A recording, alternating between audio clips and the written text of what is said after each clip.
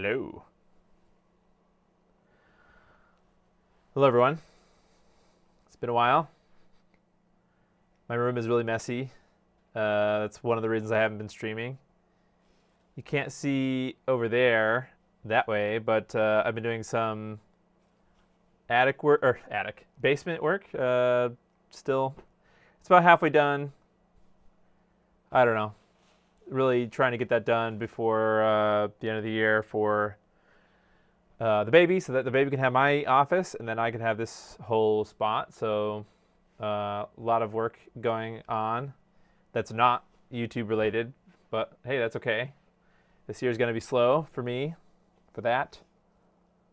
But yeah, there's a lot of cool stuff happening. Anyways, kind of feel bad because the last project that I have been working on that is, I'm going to call it a success already, but that is the, we can actually demo this tonight. That is the, I guess this is a, what would you call this, a stealth Neptune? Because inside, hey Ryan, yes, CCSU, yeah, this is where I went for my undergrad, Central CCSU. I guess I don't know if anybody's ever called this a stealth Neptune. It's basically just the Model 2 Genesis with a Neptune PCB inside. So this is actually finished, working, not put together all the way. But yeah, my PCB is fully populated on both sides, and it's working. I did have one minor problem after it was fully assembled. If you don't know what a Neptune is, that's not really the point of tonight's video, but it's so it's the back side. It's the Sega Genesis and the 32X on the same motherboard, basically, so that you can have 32X functionality in a Genesis or Mega Drive 2 form factor. Anyway, so mine's working. The problem I had was, I think these are, and I have more. There's some details. I still do plan on making a final video because the actual project is a kind of a doozy. So I think, you know, that's still my next YouTube video plan, is to make an actual video. And I have literally, I think it's like 13 or 14 hours of video. That just like not even the YouTube video, just footage of me assembling and doing just work on this. Anyways, my minor issue was, I believe on the back here, these are two RAM chips for the 32X part, and one of the RAM chips, I believe it was one on this side. I think this was the problem. Yeah, I think it was a RAM chip here. I had bridged a couple of these pins. These chips are kind of weird because they have these, like, the pins kind of like they wrap around. I don't know. They're really kind of weird. Anyway, so not really the point of this video, but the Neptune is alive, and that's still going to be the next actual like edited YouTube video that I make. I know now you can get Consoles for You, right? They make a fully populated Neptune, except for the chips that you need to harvest yourself. Why doesn't this go back together? Oh, that's why. Hold on, sorry. I'll read your comments in a second. Have I tried to deal with oxidation or rust spots on the RF shield for consoles like the Model 2? I have not really, and thankfully this one, the shield, well, I mean, it depends on where you're at, but there's some spots that are a little rusted out. I mean, I'm not really too concerned that much. I don't really know. I don't really restore, per se, consoles. Like, I don't know. I think there's other people. I think Voltar has a quick guide or something, a mini guide about how to use Rust Away or something like that, I think, to get it off. Anyway, so that's the Stealth Neptune is working, so we can check that out later through the Morph. We'll get that. We could do some analog input, but for now, I'll put it back over here. Okay. Hey, John Zini, great John Zini. It's been a while since I've read that name. Okay. Hello, everyone. I'm going to kind of start by saying a few things. And yeah, I don't know. Don't get, first of all, don't get mad at me for anything like console war style, PixelFX versus RetroTink. That's not what this is about. It's never going to be about that. I have always, since the beginning, I know I really haven't been doing any edited YouTube video things for a while, but since the very beginning, no one else has ever had a say in what I say, right? So nothing. This is my opinion. I actually have a little like disclaimer or something in the description of this video that yes, I've mentioned this before. I help the PixelFX team write their newsletters, but it's basically a sit-down transaction. I sit down with them. I say, hey, what are you guys up to this month? And I kind of translate that into, sometimes it doesn't need translating. Sometimes it's, hey, the analog bridge is coming out, but and I kind of just write that down in the newsletter.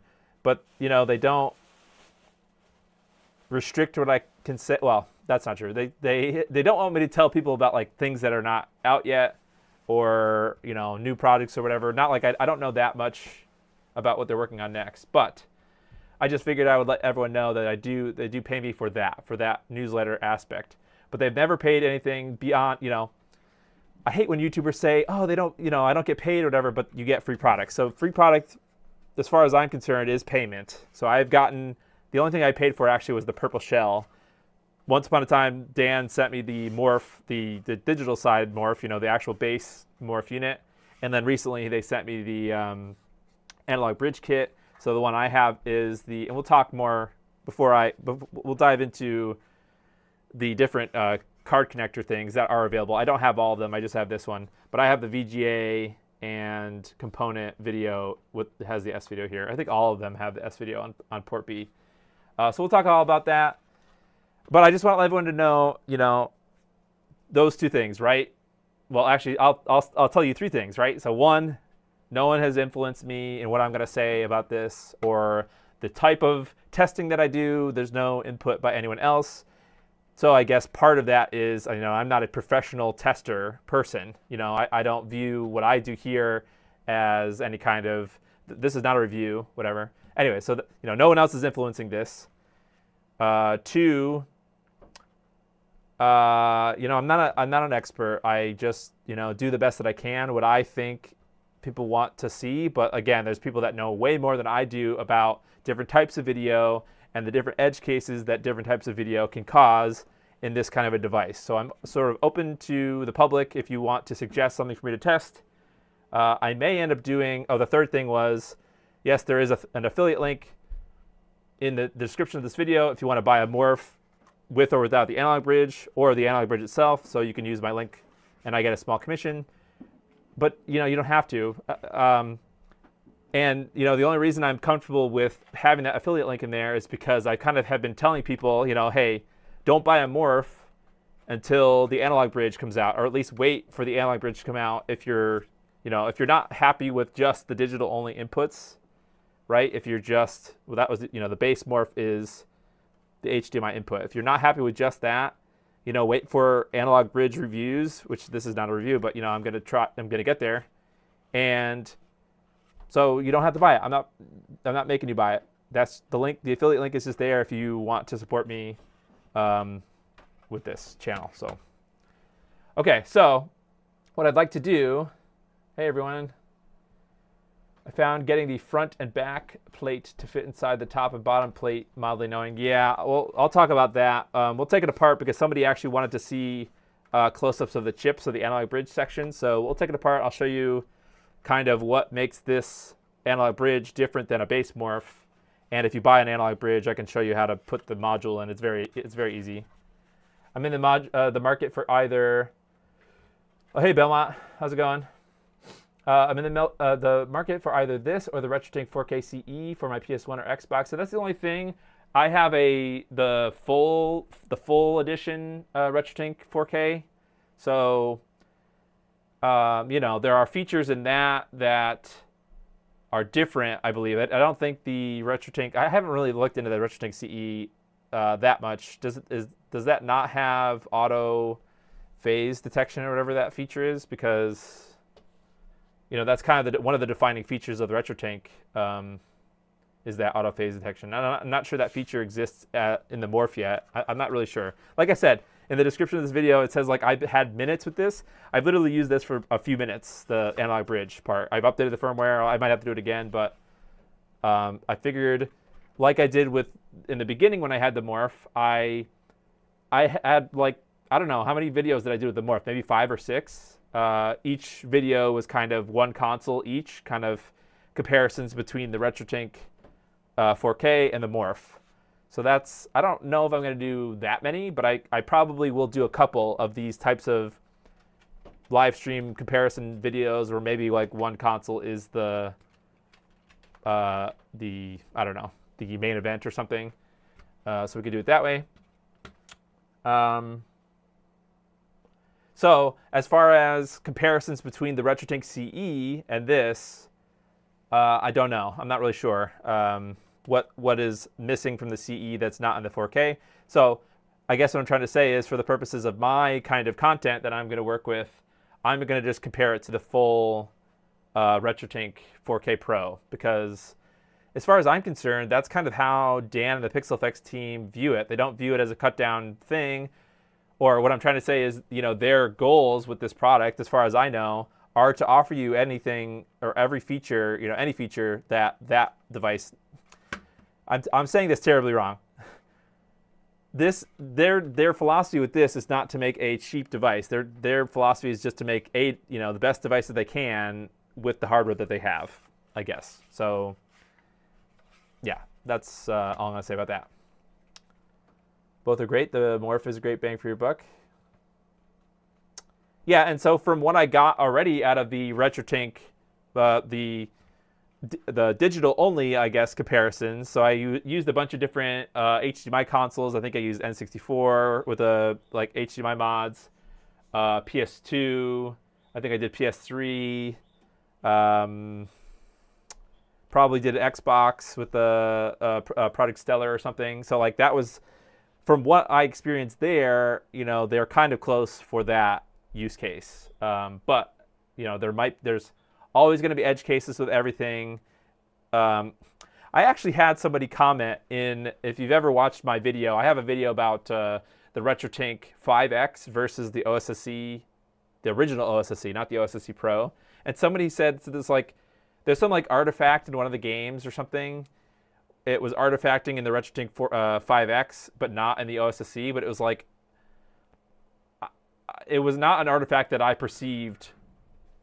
Like unless somebody pointed it out to me, I would not have noticed the difference. So that's part of the problem, I suppose, with all this testing, is it's not really testing. It's not really a comparison between a known good baseline and each of these devices to see how well it performs, kind of comparison. Like that is a lot of structure, and you need a lot of preparation to achieve that. And that was not really my goal. It was kind of a layman's kind of comparison between those two devices. So that's exactly how this is going to go, right? Like, I know a little bit about these things, enough to get myself in trouble, I suppose, but we're going to just compare it.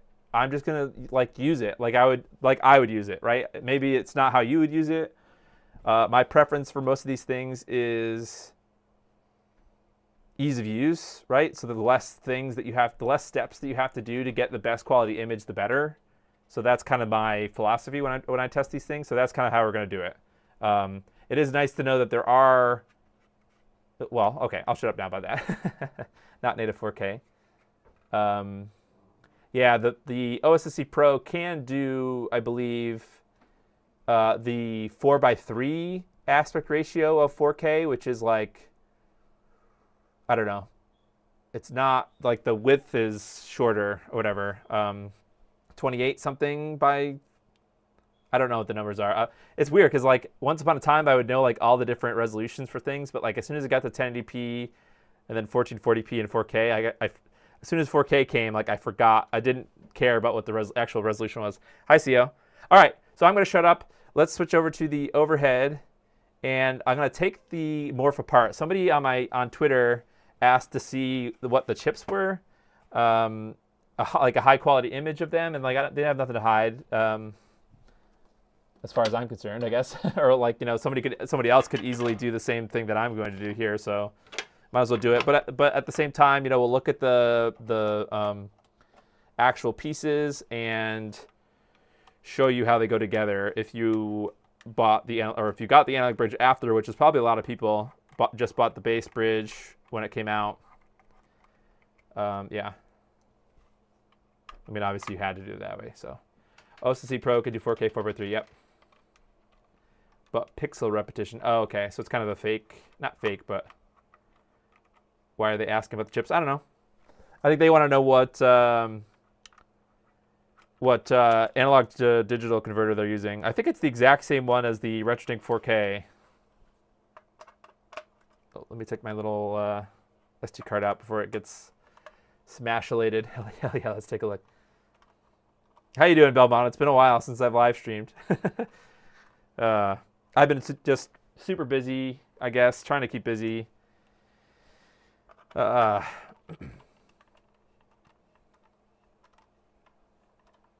Okay, these I believe my purple case shipped with these hex head screws, so that's why I have to kind of do these manually. I don't really want to, I don't know. I never really got into those electric screwdrivers.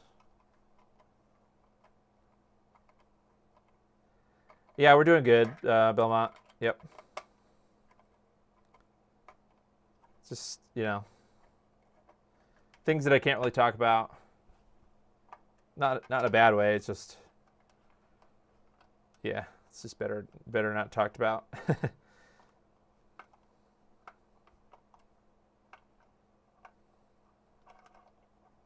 Oh man, these screws are in here like snug, so it's kind of hard. It gives your hand a workout. I do want to get the larger iFixit screwdriver thing, because that might help me. I don't know, or like the stupid Linus Tech Tips thing. Okay, so let's open this up. It comes apart pretty easily. It's really just 4 pieces. The sides are sort of modular and they can come out. So like the front is a piece, the back is a piece. That's what Ryan, Casameda Ryan was saying about it's kind of fiddly to put back together. You just got to make sure that everything is lined up in the slots, but we could take the whole thing out. You just got to be careful if you are going to take the whole thing out. Like, you don't necessarily, I don't think you really need to take everything out. You can kind of do it, you know, like this. So you don't really need to take the front out. And I probably would suggest not to, because there are these light pipes here that are just friction fit onto the PCB. So just, you don't want to lose your light pipes. While we're here too, it's important to know that this is not stock. They do not come with a heatsink on the main FPGA, so I've added that. There's a fan kit that you can get as well. I don't think it's required, really. And, you know, I do feel, this kind of sounds weird, but I felt I usually leave my Morph and my RetroTink on all the time. And the RetroTink, and this is not like, the RetroTink gets hotter, and it stays hot, like a lot, like all the time. So that's not really an endorsement or anything, but just, you know, I don't necessarily think that this needs it. Unless, you know, this is in like a network rack or something, then you might want to add some, but. Okay, so this is what the base Morph looks like, right? So everything that you see in here right now is what a non-analog bridge Morph would look like. Okay, so there's 2 parts to the analog bridge. One here, this is the analog bridge board, I guess we'll say. I think there's, what is this? I don't know what that is. Here's all your chips, chip people. Don't know. Oops, let's center it. There we go. I'll copy and paste that or whatever, or take a screenshot and send it to that person later. So this is, hey, I got to get some use out of this like $3,000 A7S3 I have. So, okay, so that's the main part. So we'll talk about that in a second. But this actually is what is doing the analog to digital conversion. Like this board itself has all the logic and everything. All the actual functionality is on this part. And The other part is just a connector kind of daughter board. It just contains all the connectors. Okay, so we'll talk about A port and B port in a second, but there are two different inputs that you can switch between. It's like the right half, starting from this audio port, and the left half, and we'll talk about that. It's easier to tell that on the actual backplate, which I don't think that these are ever. I don't know if Dan has a version of the backplate. So this is the analog bridge. Well, for this connector, for this YPBPR and VGA connector. I don't know if they're ever going to release color matched versions of this. Actually, I don't. Well, I guess I'll just mention. I put it away, but you could tell that the front piece is color matched, right? Like, so it matches the color of the case. I have the purple one. The back one obviously is just the gray, like black or whatever, smoke. So a few of those parts need a heat sink. Maybe. These, you mean? And I should have shown the back. There's nothing on the back here. Okay, well, that's interesting. These need heat sinks, I guess. I don't know. Something I could talk about to the group. You guys, if you ever have any questions about anything, anyone, or if you want me to discuss with the team and like include like some kind of like an official response, like that's what if there's like glaring problems, like I'm going to talk about the 96 kilohertz thing versus the 48 kilohertz thing.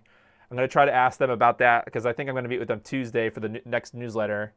Yeah, if you ever have any questions that you want me to get like an official answer or something for, don't hesitate to reach out. Okay, so the cool part about this is all you'd have to do if you wanted to change the ports that you have, and in the future, I think that this is open for expandability. If somebody wanted to make a custom one, like a BNC connectors or something, or I don't know, whatever the heck kind of connectors that you want, all you have to do is either, they have other versions of this board, so you can buy the other versions. This is the component and VGA version, but there's a dual VGA version, and there's a component and SCART version, I believe.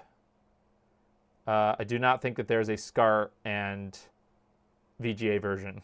So there's just the three right now. But to change it out, really all you need to do is connect. These look like PCIe connectors, right? I think they might be. All you have to do is connect these two pieces together. That's kind of the whole thing, the whole assembly. And then there are pegs. You can't really see them very well, but there's like these mounting pegs on the bottom of the case that line up with these big holes in the PCB. So you'll have to lift up a little bit when you put this in here, but you just kind of slot it into the bottom thing here all the way.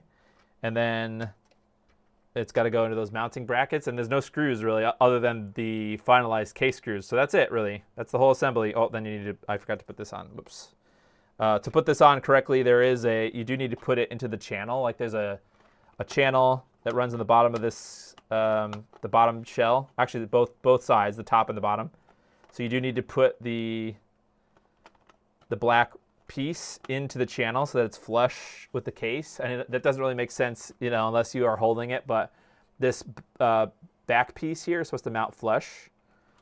And then you can put that down, and then you could put the whole top down. And you just want to kind of feel around it to make sure that it lines up everywhere before you kind of screw it back together. So that's what the back of the case looks like now. Before I put the screws back on, I'll just talk about the A versus B ports. And I can't remember. I think the silver means that it can accept digital audio input. I believe that's what that means. So it can either do analog video. I think that's what the black is analog only. I think. I'd have to look that up. I think the silver one accepts both analog audio, so like a 3.5 millimeter jack, or SPDIF through a 3.5 millimeter adapter thing. I think. So that's that. So, but A versus B, these are like the two different inputs, I suppose. So like that's kind of how, and we'll look into the menu system, that's how you switch between these two like ports. And like I said, I'm not doing a good job explaining it, but we'll talk about that in the menu system. So you can switch back and forth between these, but both sets of ports, so like this is the A port is on the left here, so that's this audio input and this VGA input. That's A, and on this, the B side, it has an audio input, has S video, and YPBPR. I believe though that like either of these inputs will accept any color space. I believe. I think that's correct. I'll have to look in the actual ultimate list of like what does this VGA accept. But yeah. So then there's this, and well, I mean obviously I don't know why you would break out like RGB into YPBPR, but I think it might accept it. I don't know. I'm not really sure about that. Recently bought one of the Morph. This is my first scaler. I wish I knew how to dial things in better. Yeah, that's one of the ongoing issues, I guess, no matter what kind of scaler you get. And while I'm talking, I'm just going to screw this I'm not going to screw it all together because that's going to waste time. But that was kind of the revolutionary thing about the RetroTink 5X was when Mike I don't know if invented is the right word, but implemented this like phase auto detect, which is really the last sort of mile of performance or video improvement that you can get with these better upscalers, because it really allows you to dial in perfectly the analog video signal. Because not every console is exactly the same with how it outputs analog video, or one console to the next. Even the same console, they might have slightly different outputs as well. So, but I'm not the right person to talk about that. That probably would be like Wobbling Pixels or I don't know, Bob from Retro RGB or whatever. So I'm just gonna put 2 screws in there for now, just so that we can start using this thing. We'll take a look at the menu. I feel like there was something else I was gonna talk about, but I forgot. So don't know about that. All right, so let's hook it up. I'm gonna switch back to face cams. All right, so I have an interesting setup. I do have 2 4K capture cards on this computer. They're AverMedia Live Gamer 4Ks, not the newest ones, but the original Live Gamer 4Ks, which accept 4K 60 inputs. So I have 2 of those. So, in the beginning, I think we'll just do, one. We'll focus on the Morph, whatever, look at the menu and stuff. But I can do side-by-sides of the RetroTink and the Morph. It's going to be kind of hard with the Morph because unless there has been an update, I think that there is an issue. And I think Wobbling Pixels, I think it I don't know. I think you'd probably have to go in and edit the cropping, or like there's some kind of like a interesting issue with it cuts off the side or something. I'll show you what I mean in a minute. But like I said, I literally I haven't done really anything with this to test, or test wise, or like optimization wise. I have a Extron cross point that allows me to duplicate the analog signals. Oh, one thing I forgot to mention, is that obviously if you saw the back of the Morph, and I'm not going to unplug it because I just plugged it in, it does not have RCA inputs for left and right audio. So if you are going to use like the HD Retrovision cables, which I'm going to use, if you're going to use HD Retrovision cables, oh, my TV turned on, random. You are going to have to use this little splitter thing, right? So 3.5 millimeter on one end and left and right audio on the other end. So this is how you're going to get audio into it if you're going to use HD Retrovision cables. But these things are pretty cheap. I think they're less than, if you buy a few of them, they're probably like $15 or something, but like one is like $5 or something, I don't know. So, but anyways, that's important to know because you are going to need to use that to plug in the audio. So I'm just doing that. So I've got basically to both the RetroTink and the Morph, I have the same audio video signal coming from my Extron. So that allows me to kind of flip back and forth really easily. Actually, we can do that now. Oh, there's nothing plugged in. Just for ha-has, I'm just going to use the Genesis or the Neptune, I suppose, now because it's available and I actually have all the cables out already. But we can start with maybe the NES or something after this, just to kind of run through I don't know, some simple consoles that I think people might, you know, want to see the video of, or if you have any suggestions, let me know.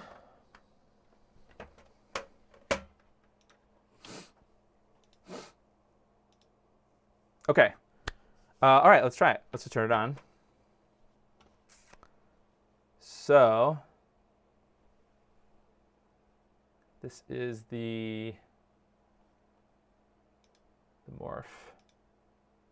Okay. So where's the Morph thing? Okay. Now I need to go through the menu here. Actually, let's see if we have an update. Is there a new update? This is version 3.11, 14.32.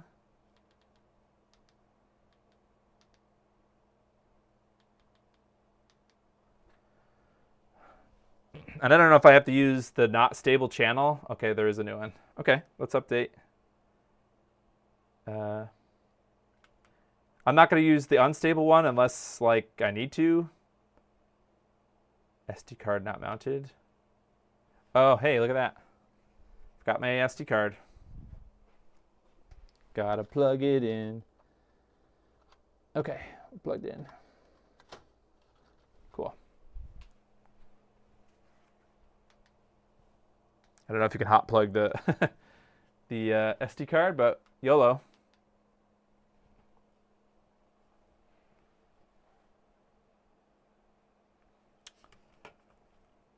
All right. Well, that's updating. Let's. I don't know. You guys can see the Neptune working if you want to. Let's see. Menu. So this is the RetroTink. Let's go to input and YPPR. Sweet. No signal. Okay, currently the Genesis is being output.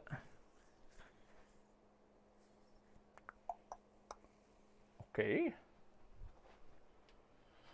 Let's unplug the RetroTink and plug it back in. Oh, that's why, derp. I unplugged the RCA cables before.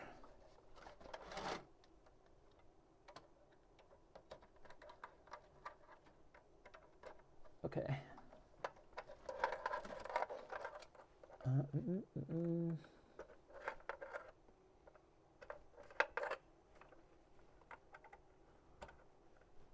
There we go.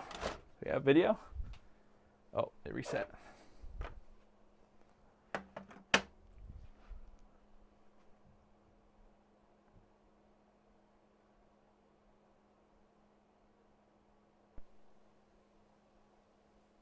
Okay. Why you do this?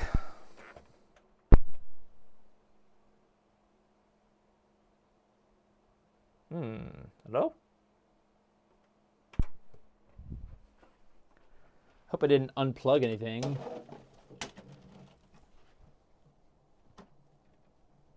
No, I don't think so. That's one of the annoying parts about the using the Extron Crosspoint is it's kind of annoying if you have to unplug cables and things constantly. I don't like need to do that, but like I didn't buy multiple sets of HD Retrovision cables, so sometimes I need to like use the cable for something else. So I need to unplug it from that. Okay, what's going on here? What is this thing? Say no signal.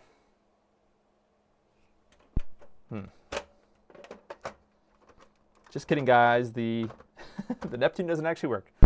No, just kidding. It does. Okay. I don't know why. It was working before. Did I plug this thing in the wrong way?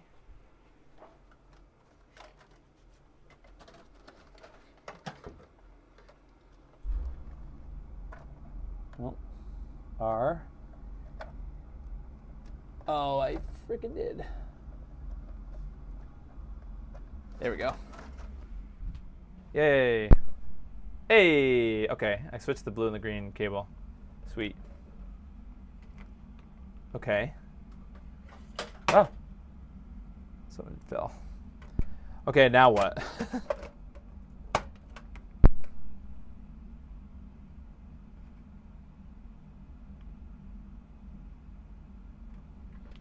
What the hell is happening?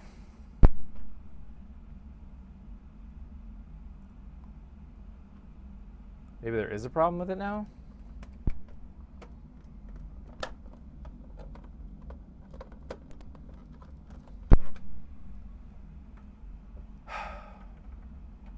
This is a great live stream. Wonder how the Morph will do now that our RetroTink CE exists.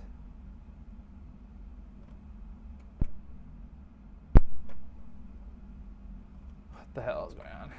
Okay.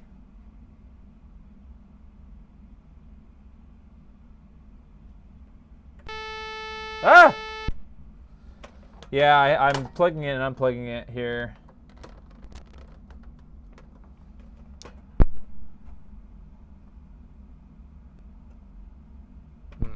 Let's try the cartridge. Now I'm going to take the top off.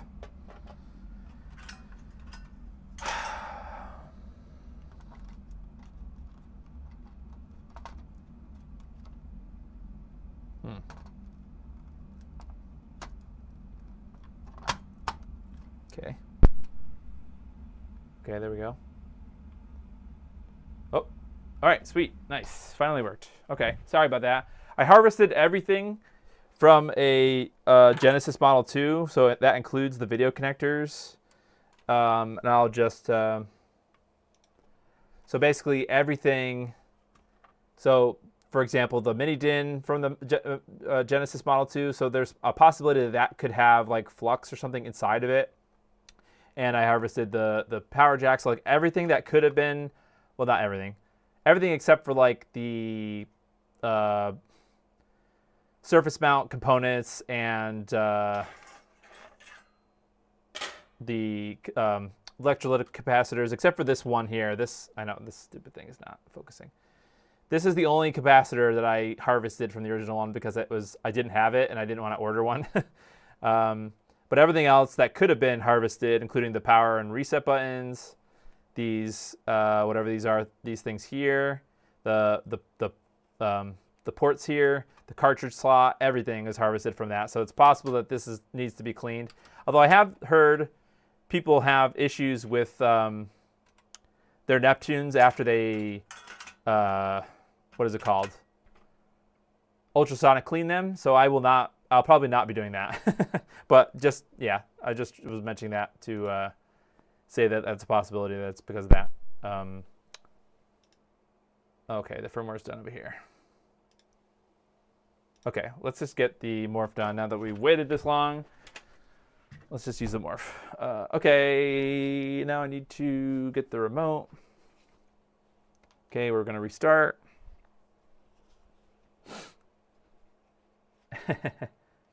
The stream is bullshit.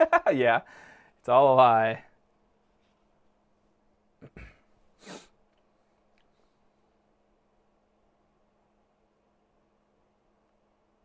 Okay, sweet. All right, we're up to date on the Morph, and I already did the RetroTink 4K earlier today, so that should be up to date as well. Okay, so we're in the Morph. We're not in anything really. The Morph is displaying, I guess I should say. Let's open the menu, and so far from the like maybe 15 minutes that I've used this already, this is probably my main kind of gripe with the analog bridge so far is that the settings are now in two different places. So before, if you were doing like just the digital input on the Morph, you could go into the video menu here and edit basically all the settings that you care about are in this menu. So like the scaling menu, so it's like the zoom, whatever, aspect ratio stuff, interpolation. If you want to crop anything, it's in this video menu here, and this is the deinterlacers settings are in here. All the kind of traditional video, well, not traditional video stuff, but like, I don't know, like the stuff for digital video manipulation and the scaler itself are in this video menu. To get to the actual analog video settings, you have to go to this input screen under input, and now you have, if you have an analog bridge installed in your Morph, you have two new options that weren't there before. Before it was just the HDMI option. Now you've got port A and port B. So port B is what I'm going to use because that's where I plug the RCA cables into, the component cables, HD retro version cables, and we're going to select. I turned the Neptune off, by the way, before I'm doing this, so you'll see the other gripe that I've had so far, unless it's been patched already. I don't even know. Then I'm going to select component. So that's going to tell the RetroTink, or not the RetroTink, the Morph that we're expecting our. Actually, let's go back a minute. Can we go back here? Okay, so yeah, this is how you're going to tell the Morph on that port what video type to expect. Okay, so here's all the possible input types that port B, or the component video port, port B, whatever, which is the component video part, can accept. So you can input composite video over green. I don't know. So I guess these options are not. I don't know if that means that these are not. There's no H-sync, right, for component video. So like composite video over green makes sense if they're talking about the green RCA cable of the component video, because that's kind of like the traditional Luma, and Luma and composite are kind of the same. They're similar. So that's the Y part of YPBPR. So this part makes sense. This part doesn't make sense. Composite video over H-sync, because where's the H-sync part? Oh, maybe. Oh, okay. Are they talking about the S video? Maybe. I don't know. I'm not sure.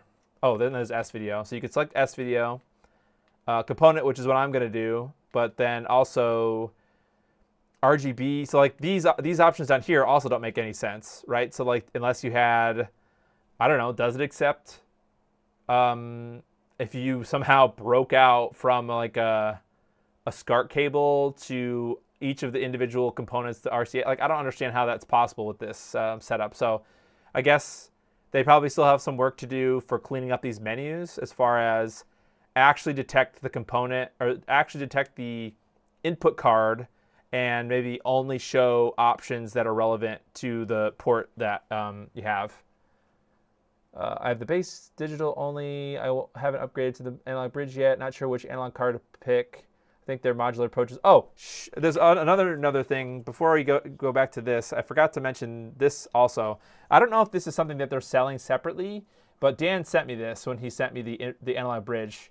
This is like a VGA input. So this actually goes into the Morph, right? So this VGA port goes into the other port of the Morph, and it breaks it out to SCART. So this is available, I guess, as a thing you could buy. The shell is 3D printed, but there is a PCB in here as well. So this doesn't do any like conversion of anything. It basically just maps the specific pins of the SCART head to the pins of the VGA port here. So that would allow you to use SCART cables in the VGA port. So this is an option, I think, if people are trying to figure out which connector card option to go with. I probably, it depends on which one is your main sort of cable. If you're using SCART cables, I don't think that there's a SCART on one side and a VGA on the other side option as far as connector cards yet. But yeah, I would probably choose whatever your main video cable type is, like component or like RCA in my case. I would do the VGA on the other side, and then you can always use this if you need to just put a SCART cable in once in a while. So I have both kinds of cables, kind of. So this was really nice. I'm glad that he sent me this, because this, if I ever wanted to use SCART things with the Morph, I could do that pretty easily by plugging this in. And it has these screws. Yeah, they're just called screws that permanently attach. You can mount it with the VGA, whatever. The the mounting things in the back of the Morph. So you could use this if you wanted to, if you need to use SCART once in a while. So I don't know. So I guess what I'm trying to say is, yes, I do believe that you can't really go wrong with which one you pick, and you can always swap it out anyways. But what I would like to see are these actual lists of accepted or acceptable, whatever, inputs for each port to be updated to match. I don't know. I don't even know if that's possible. Maybe they'd have to hard code something or have some kind of a, I don't know, a way to tell which port card is plugged in or whatever. But it doesn't really seem to update like that. Like this, RGB. I don't think there's a way to input RGB. Maybe I'm wrong, right? Like this is the part that I don't really know that much info about, but maybe there could be a menu where you could actually tell your Morph, like, okay, I have this card connector, so limit my input types to this physical port or something. So yeah. What if I want something that can accept everything? So that's the other thing too, Eric, is right now, and I don't think ever, I'm not really sure if there will ever be a connector card.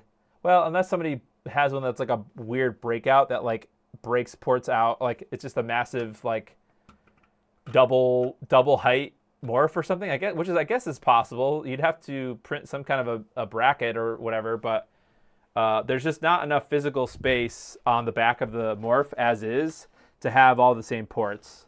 So that's one of the disadvantages. It is, on one hand, it is a smaller device than the RetroTink 4K, and I'm just talking about it. I know you can't really see it, but the Morph is physically smaller than the RetroTink, and I believe the RetroTink CE also is the same physical size as the RetroTink 4K Pro.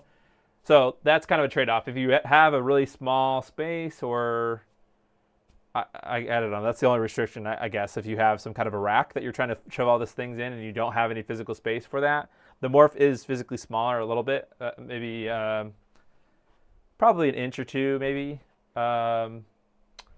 So it's not physically big enough to fit all the port types. But that's width-wise. Like if somebody wanted to, maybe they could probably make an expansion like upward. So like make a weird like McDouble kind of stack thing. Then you could like have all your ports broken out. So that might be a possibility. As long as you're not using more. I think the caveat is you can't like have multiple devices powered on the same port at the same time. So like you saw earlier, that my port B, which is the one that has the component video ports, also has the S-video port on it. I don't think you can have S-video going and component going on that same port. I don't know if it'll like blow anything up, but it won't help. It won't do you any good. But like, let's say somebody in the future made something that's like, okay, here's your VGA on port A, and here's everything that you could ever want on the other one for port B. You've got SCART, you've got S-video, you've got a separate composite input if you want it, whatever, just who cares. And then the RCA for component video. And maybe they broke out the audio also into RCA ports, like made a giant beefy boy. I think that's possible. So I could see where they're going with like not actually limiting the menu into letting you select whatever you want, because it doesn't really know what you have selected, and it's just looking for certain inputs. So I don't know. I hope that answers part of your question, Eric. But as of now, no one has yet made a version of the connector cards that can accept everything. With that being said, I think that Dan and the team mentioned that that connector card interface thing will be open source, so that people can design their own connector cards. So really all you have to worry about is, physically designing that part of it and getting the inputs into the system, and then the analog bridge portion will take over that, I guess. So, but yeah, like Nathan said, there's also the I guess it has to be said that the infinity switch is not a thing yet. So eventually, I say eventually, don't buy into a system or whatever before. What do people say? Like, don't buy something for like the beta features or whatever. Infinity switch is supposed to be coming some year or whatever, but don't buy it. Like, don't buy the Morph expecting that the infinity switch is right around the corner. With that being said, the SVS is currently out. I don't know if there's any sort of like auto switching function. There isn't any, as far as I know, auto switching functionality with the Morph with the SVS. But one of the cool things with the SVS is that I think it can. It doesn't. I don't think there's a transcode mode, but I do think that it could take any like multiple types of inputs and kind of shove them into one input. So like, I think it might be VGA. I don't really know that much about SVS, but You know, that's the other thing too, is like having a switch like the SVS or the eventual Infinity switch will probably solve your problem with the Morph itself having limited ports, I guess, physical ports. All right, let's go back. So I've selected component here. And then you're greeted with this screen here. So I haven't turned anything on. The Neptune is off. At first I was kind of like, okay, what's going on with the blue? You know, why is the background blue? And it's because the menu is open. So if I close the menu, oops, did I select it? Oops, I hit the wrong button, I think. Let's save. Okay, save. When you close the menu, that blue goes away. So I don't think that I think that might be a bug, but it bothered me in the beginning because I was like, why is the background blue? And then if you turn the console on, it's like I'll turn the Neptune on, and okay, so it says the signal's valid. This is the one thing that, another thing that I think is you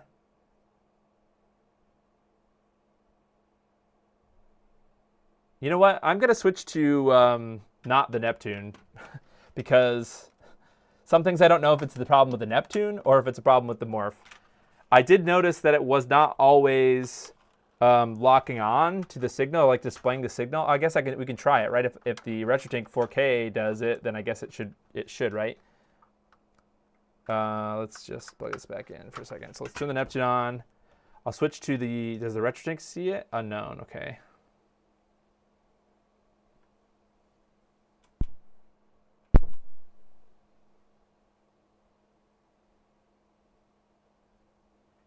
Okay, it's not fully initializing, which is the problem from before.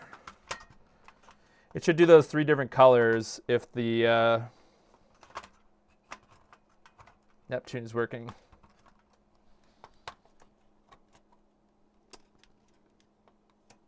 In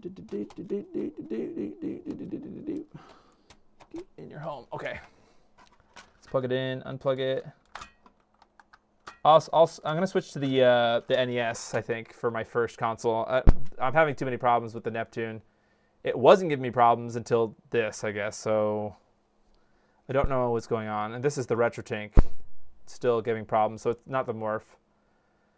All right, well, I think I have to clean out those ports, or maybe it's just time to order a brand new multi-out, or no, not multi-out, the Genesis 2 port thing. All right, let me get my NES going from the stack. My stack of NESs here. It's the one at the very bottom is the one I care about. Okay. Cool. Oh God, that's not good. It got like glued to my speakers. Okay. So this is the one that has the, I believe this has an NES RGB 4, I think, and it has a multi-out. So we're going to use the SNES multi-out RCA cable, the HD Retrovision cables with this. So both the Morph and the Tinks have the ability to add a fan. Is it necessary? I don't think it is. I don't think it is. Like I said, the RetroTink does get warmer. Well, it's not really that warm right now. It was warm earlier, but I don't think it is. I don't know. I'm saying that, and I don't have like definitive proof one way or the other. But I don't think it's necessary unless you're going to put it in an enclosure. I think then maybe you'd want one for either one. But yeah. All right. So I gotta get my my cable. My what are those things called? Reflex volt cables for the NES. I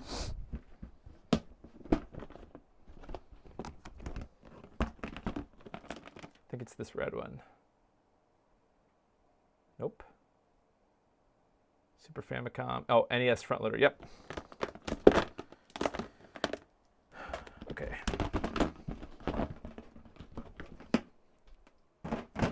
Okay, then I'll plug it in. Yeah, I don't know why it's doing that with the Neptune. I hope it's just the ports because I'll be sad if it's not. All right, now let me get my, excuse me, I'll switch the SNES over to, on the Extron. Then I'll get the SNES HD retrovision cables. Just gonna put them over here. Okay. I gotta get an NES controller. Ooh, actually, okay, the Nintendo drawer is in here. That's good. Okay. I get my EverDrive. The EverDrive in here. Okay. And an NES controller. In my random box of controllers. Oh, I'll use the one with the replacement cable from that video. Okay, sweet. Okay, got a controller. Plug it in, plug it in. Search for the right cable. I got problems. My problems are pretty much 90% clutter of cables. Like, you can't see it, but like I just, that's the one thing I really suck at is, well, I probably suck at a lot of things, but organization of my cables and like of everything really is bad. I don't know. I guess it's one of those things that you just throw more money at and fix it, but no, I'm good right now with that. I just throw stuff on the floor and it just becomes a giant pile. And all right, so let's see what happens, I guess. I shouldn't need to set anything else up because I switched the Extron over, so let's see what happens when no signal. So this is the Morph. Let's see, not blinking anything.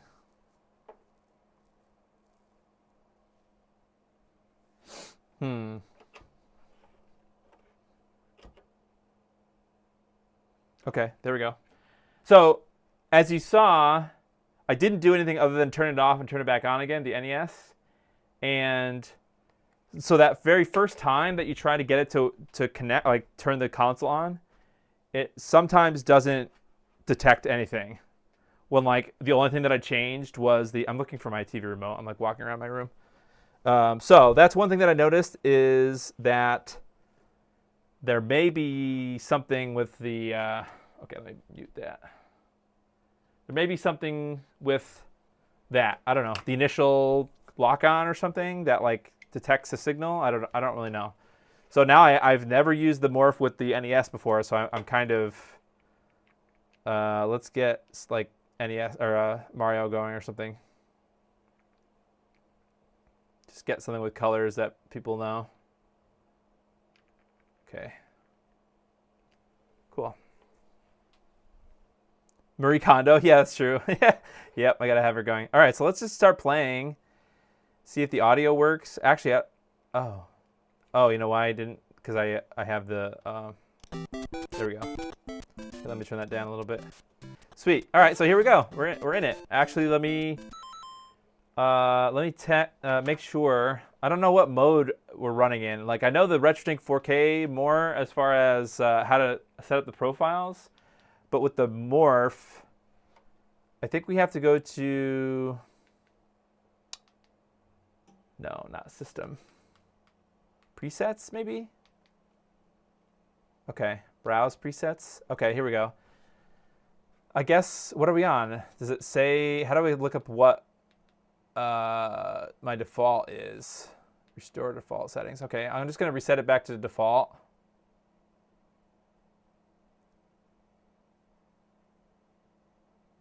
Okay, okay. So I guess we're just on the default. Now, what I would like to do is switch to the RetroTink. Hey, actually, you know what?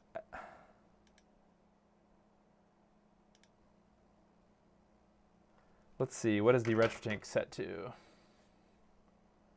So I should reset that too. No profile loaded. Okay, fine. Yeah, that's interesting. So this is no profile on either one, I suppose. And it's interesting that the colors are different. Just slightly though, right? Like, so this is the Morph. And this is the RetroTink. Actually, you know what I should do? I don't know if we're set on, I mean, I guess this is supposed to be like default, but we might be in, let's see, how do I change this thing?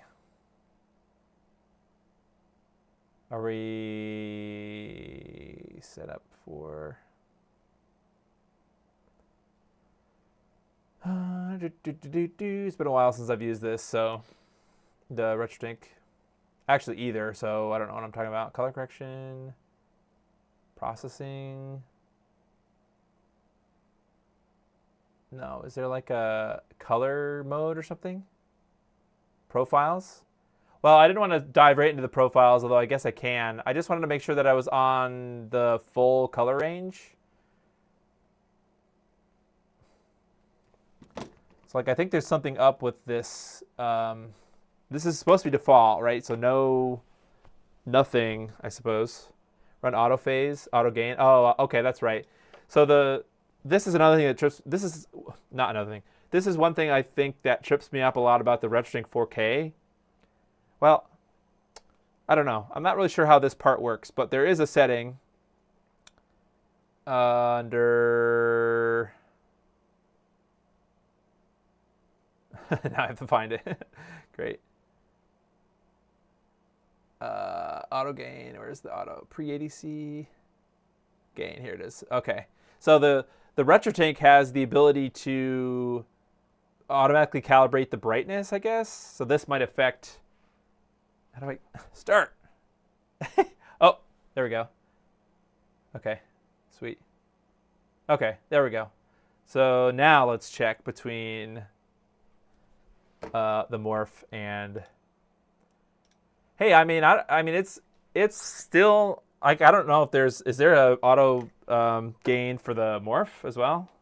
I really have not looked at it like into the system at all. So I think that would be in the input screen. I don't really know. I don't really know if this is the same sort of feature. So the one thing I do like about the RetroTink then is that it has that automatic gain setting. I don't really know how it works, but you're probably supposed to do it on a white screen or something. So I probably did it wrong, but yeah, I don't know if that feature exists. Oh, you can also run auto gain on the Morph color submenu. Okay, sweet. Hey, I'm glad that you showed up, Wobbin Pixels. You know, man, I know that some people might give you some garbage, whatever, but I think that you're all right, and I think that you know, everything. My one kind of big gripe about, I guess it's X or Twitter or whatever, in general, is that people are very confrontational when that's not how shit needs to be, man. Things like there's plenty of room for any type of person. The more the merrier, man. That's my opinion. Okay, so let's see. Gain, pre-ADC, offset, clamp adjustment. So I'm gonna guess that it's auto gain. What is red? Oh, okay. So this is sort of interesting. The color on the bottom there, see, it says fine, coarse, auto gain, cancel, save, whatever. Those the coarse has the yellow and blue color, and then the red is this auto gain color. If you're using the Morph remote, I think that's talking about these buttons here. So I believe if I hit the red button, if we go back to the Morph, that will trigger the auto gain adjustment. Yep.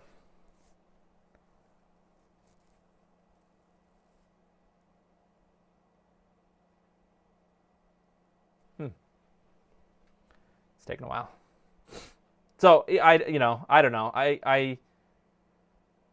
I've tried to advocate for you, I guess, Wobbin Pixels, to the PixelFX people.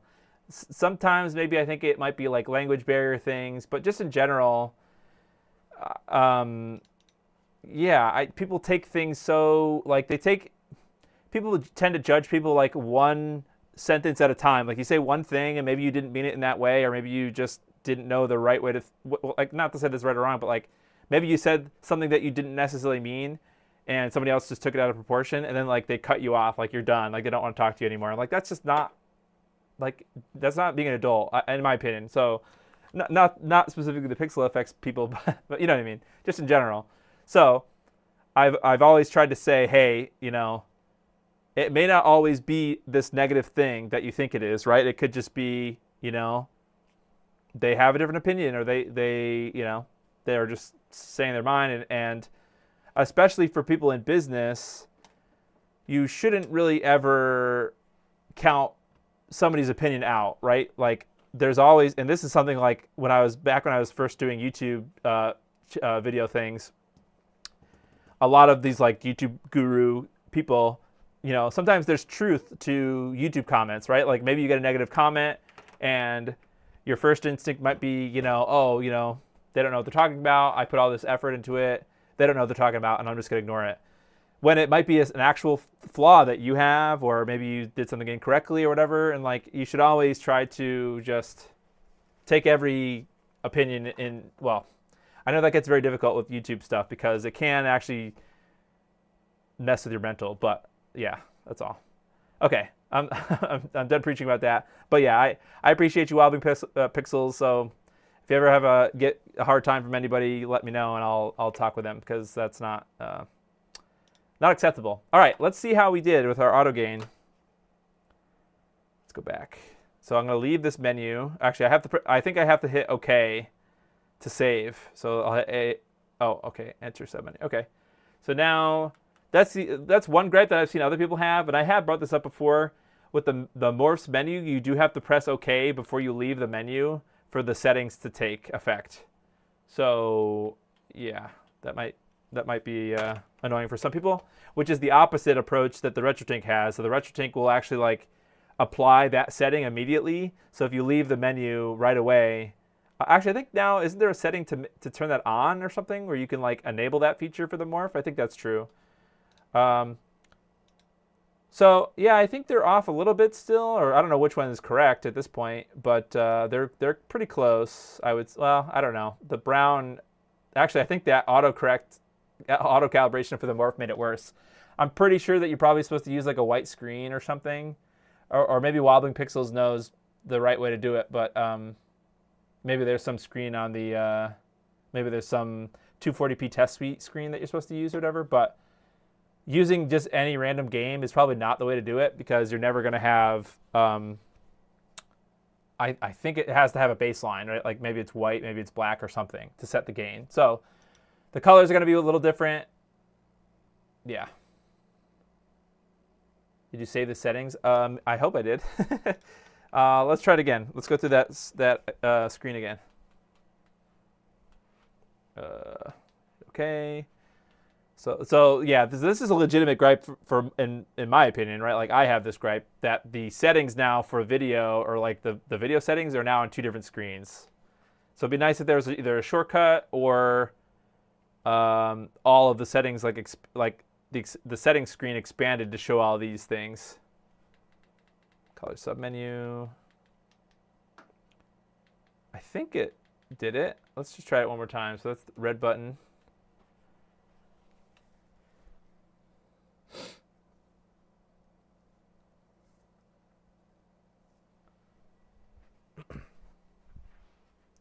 Okay, so now, this isn't done yet, but, okay, let's press OK.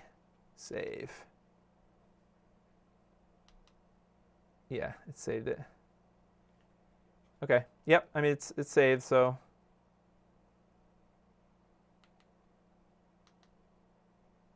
Oh, maybe I had to hit, okay. Maybe I had to hit OK in the input screen there. Let's see. Yeah, I mean, they're off by a little bit still. I mean, that's not really the point of this, I don't know. There's something going on, too, with the Morph. Not in a bad way, but it's auto-cropping. It's auto-cropping the, I don't know. It's like setting some arbitrary... I'm not saying that the RetroTink is doing it correctly, but it's like vertically... This is probably the output from the analog signal. So you see the overscan on the left and the right. That's what the blue kind of... You can't really see my mouse or anything, but on the left and right of the game is this blue bars. That's like the overscan. And I don't see that with this. So maybe if we go into the Morph menu again and like undo the zoom. So that's in here. There like isn't any. So I think there's some auto cropping happening, at least with the NES. It doesn't look like we're losing anything. Because you know, I see. So here on the RetroTink, I see. I'm just looking at the green hill on the left side of the screen with the like half a dot there. It looks like the same number of, well, I mean, I'm not about to count the pixels, but actually it does look like there's a little bit cut off, doesn't there? Yeah, that's interesting. Okay, I don't know about that. Shift crop, I don't think this, oh, wait, did it just get worse? What the hell? What happened to the top of the screen here? You know what, let's unpause the game. Oops, how do you even do that now? Okay, start. Did my game freeze? I think the game froze. Okay, well, this is going great. Well, I hope the SD card didn't just die, did it? Okay, yeah, I don't know what the hell is happening. All right, we're back in. Okay, let's pause here. All right, so let's go here. Oops, hey, it's me. Wrong button. Yeah, I mean, I think we're very, I like, is there, like, what if I wanted to see, I don't know what circumstance you would want this, but what if I wanted to see the overscan? I'm going to have to guess that it's in this, maybe it's in the scaler menu. See, unzooming doesn't bring it back.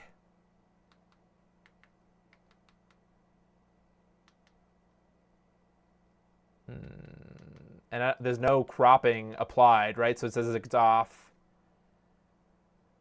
Yeah, so I think there's some kind of thing that just, at least with the NES, like, right? Like we have to look at the other consoles, but there has to be some kind of auto. Maybe we could try a different game. I don't know. Auto overscan cropping. Is there a way to actually see that again? Maybe if I go into the input menu.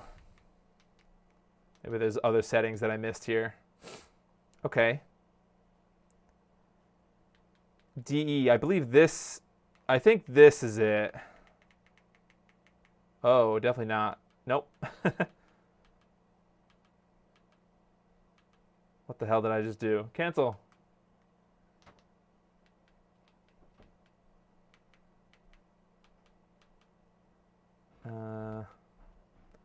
I don't know what DE is. I thought DE was cropping, but I think that might be, I don't know.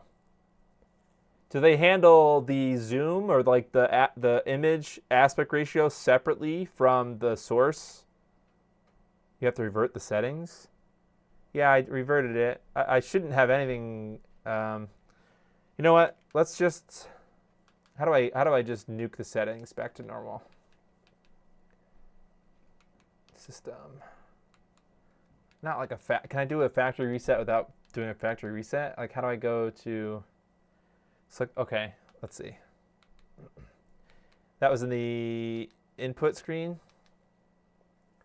Select horizontal sample. Oh, toggle revert. I see what you're saying.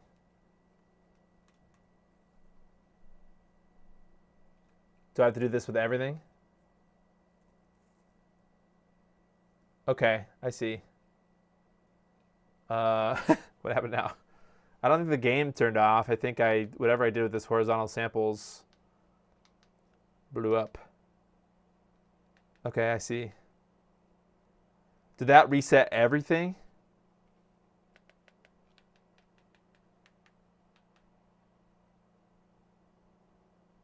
Could I auto crop it? Is there an auto? I don't even know if there is an auto crop. Well, no, there is, but it's in a different screen. I think everything related to the actual manipulation of the cropping settings is not in this video scaler crop/crop thing. Like this is not going to do anything. I don't think it changes the, or especially this thing too. Like what happens if I unzoom this? What is this going to look like? It's going to look like a gross mess. Hey Mario, what's up? What's up, dude? This is the way you really want to play Mario. Ultra wide Mario. Just for ha-has, what the hell does this look like? I mean, we got some of the cropping back, or some of the overscan back on the right side, right? But it's missing from the left side. This is terrible. What the hell? Load the default profile, or set the scaling to auto. Okay, you mean here? So like if I go back in the presets here, restore default settings. This, how? Okay, all right. Wait, so we got some of the overscan back, or some of the overscan, I guess, right? So now if we switch back and forth from the, what we're still missing. Now we're kind of off. We're cut off on the left side. This is what I was experiencing with the Genesis. I was missing, like I tried to get as default as I could with the input, and it was kind of, so this is the morph. Sorry, I probably should have a thing. Do I have a little thing? I used to have a text. I don't. My girlfriend's laughing at me because I just said I used to have a little thing, or I have a little thing. It's just so dumb. I just want to like have a thing on the screen, but this is not the RetroTink. This is the. How do I edit this? Properties. How do I edit this text? Okay, this is the morph. Okay, got it. Savage. Yep. This ain't Mario. I played SMP on the Wii using 16:9 profile. This ain't Mario. Yeah, right. This is how it was envisioned to use. Right. So this is where, I didn't have this kind of problem with the digital inputs. Not that this is a problem, but I think they could do a better job of the default experience just being the default, right? Whatever the raw analog image is. Like I don't know how much. I don't know how this works that much. But I mean, just doing side by sides with the RetroTink and the Morph, like I would expect this, right? Just everything. Give me all the overscan. Give me all the video information from the feed, from the analog signal. Versus this, I think is close, right? But we're just kind of cropping on the left. So now how do we undo that? Oh, let me put. I'm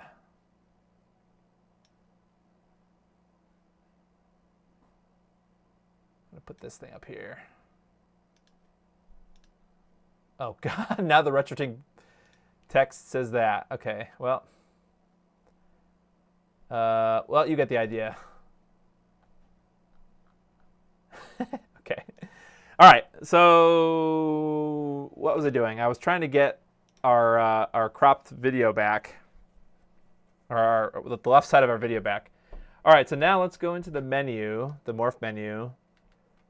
I guess we'll dive into, I don't think there's still no cropping happening, so I guess it's this input menu somewhere. So then there's this DE left. Is this going to give us, oh, here we go. So this, I guess, is this shift? It shifts the whole image. Okay, so I think I kind of understand. Does that mean that the actual viewable section here of this window, I guess, is like, it must be able to detect the resolution, right? So it thinks that it knows that we're in 240p, which is the horizontal resolution, not the vertical resolution, right? So the horizontal resolution is, oh no, that's wrong. Is it horizontal or vertical? I don't know. But it knows that there's, like, for this input resolution, it probably only can ever show a specific amount of pixels, right? So it's like automatically preventing us from seeing the whole thing, which is kind of a problem, right? Because now we can't see all of the image at once. So there's going to be some trade-off here where we're going to lose something. And I hope you guys can see I'm like I'm trying to wiggle this around. Like, this is not how people are going to use this thing. If you were watching, I'm just curious about the default, what's happening with the default. How we should be using this thing is just applying the profile, the default profile. So, or the NES profile. There's no like auto profile thing. Well, that's not true. There is some auto profile switching with the HDMI info stuff, I think. But for analog, I don't think there is right now.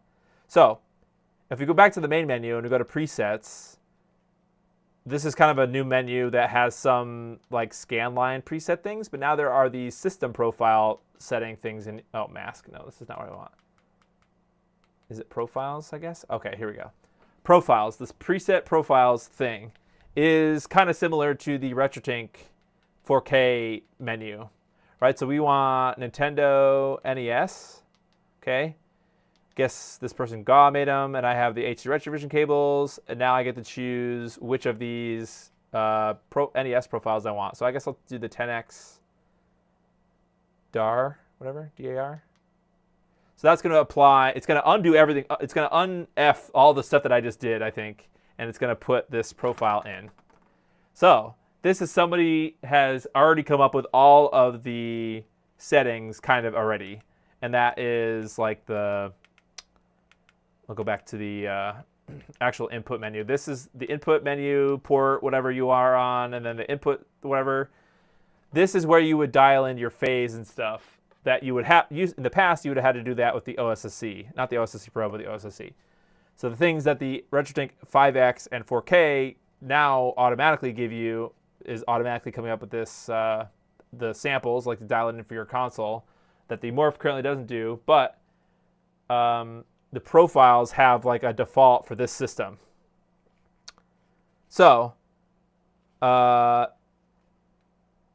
you don't have to mess around with it if you don't want to. You could just apply a profile. So I guess I should have started with that, but I just was curious if I could get a default state side by side between the two. So this is a default profile, 10x profile that GAW made, or whatever that person, and you can actually, one cool thing about the Morph is you could download and update presets like that through the menu somewhere. I think there's a somewhere in here, system. I don't exactly know how to do that. OSD maybe? No. Maybe just getting, oh, Morph settings? No. Oh, that's the, oh, preset auto load overscan marker. What the hell? Overscan marker. Oh, is there an overscan menu that controls the overscan settings? Holy shit. Okay, interesting. So is there a separate overscan thing? That's interesting. Because I don't see that here, right? Output resolution, scaler. Is that in here somewhere? Advanced video, maybe?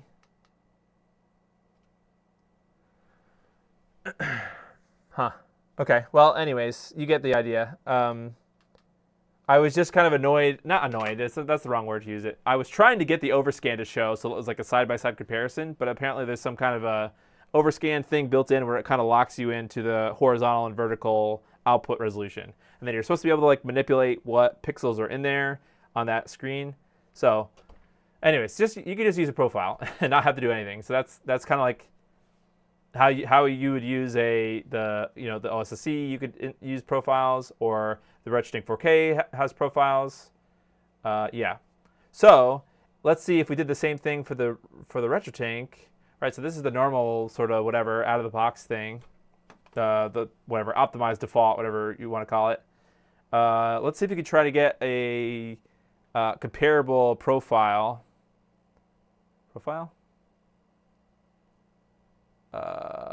Load from file, sure. Okay, let's go down to NES. I guess we can use Firebrain X's HD Retrovision one. And DAR 10X is the same thing. So let's see. In theory, what does this give us? Does this give us a different thing? You know, some of these things are probably going to be, no, the aspect ratio is different, isn't it? This is not, this aspect ratio and this aspect ratio are not the same. Like the pixels are not the same. So here's where I would defer to wobbling pixels as to why that is. You know, you expect 10x DAR on the same, you know, profile to look the same, or at least similar as far as actually how the pixels look on the screen. But clearly they're not here. This is the Morph, and the colors look like garbage too. Is that the gain thing again? Maybe I have to run the gain setting. Like I said, this is probably not how you're supposed to set the gain. You're probably supposed to do it on a white screen, but just for ha-has. Where the hell is that? No, where was that screen that did that?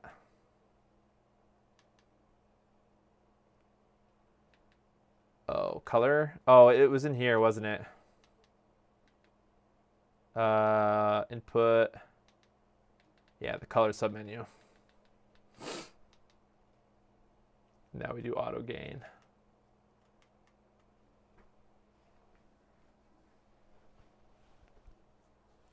So you know, I'm at the mercy of whoever made this profile, right? Like I didn't stage this. I haven't looked into this beforehand, and yeah, this is just the first console and the first profile that I picked. So, okay, the colors look a little better, don't they? Let's compare it. Now the RetroTink looks brighter, but that also could be incorrect. Well, I don't know. I kind of give up on the gain thing because probably not doing it correctly.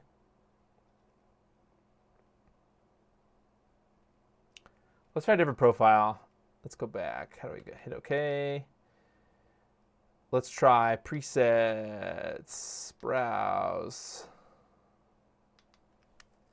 Looks like the OSSC as far as how much you have to tweak. I mean, I'm doing it a disservice by kind of poking around. Really, all you would have to do if you just got your analog bridge set up, right? You got your thing connected to it, and you got your console hooked up to it. All you'd have to do is go into this profiles menu, or no, is it system? Oh no, profiles. Go to the profiles thing here and select the profile for the console that you're playing. Let's try NES Sharp. Oh, hey, this looks similar. This looks more similar now to the RetroTink, right? So that's it. Like you wouldn't have to do anything else beside that if you just wanted to get, you know, as optimal performance from the Morph at this time as you can, right? So that's it. I kind of didn't do it correctly because I was talking about other things. I was just trying to get the defaults to be the same when I think that the Morph has some kind of a overscan correction thing that kind of eliminates the overscan, but yeah, I don't know about that. So now let's compare the okay, now it's pretty similar. I mean, I do think that the colors are still funky, and it's kind of hard because they're in the different positions. I would not expect that the colors would be this different. But again, it could be the gain auto setting. The RetroTink looks better as far as these colors out of the box, but it's not like oh, some of the colors look good. It's just like across the board they look off a little bit.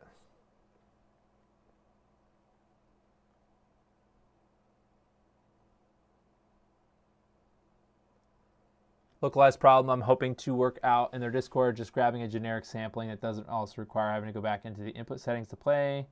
I think the OSSC, yeah, yeah. Notice the overscan thing when playing the Genesis. When I applied a profile, it cut off the overscan. For me, it was cutting off overscan and like a little part of the actual video that I wanted to see. So I mean, it's possible that that's just a problem with the profile itself if you enable the profile. And I don't really necessarily know if the idea is to provide some kind of an optimized default system.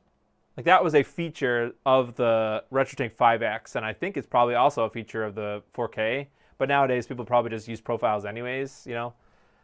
So I don't know if that's going to be addressed, and I could talk to them about that, right? So like, how do we create just a, you know, I don't necessarily care about like dialing it in 100%. I just want to just swap a bunch of consoles at once and not have to worry about the profiles, whatever. Just go give me the best performance as possible. I don't know if that's necessarily the goal with the Morph right now, but I don't speak for them, so I can definitely talk to them about it.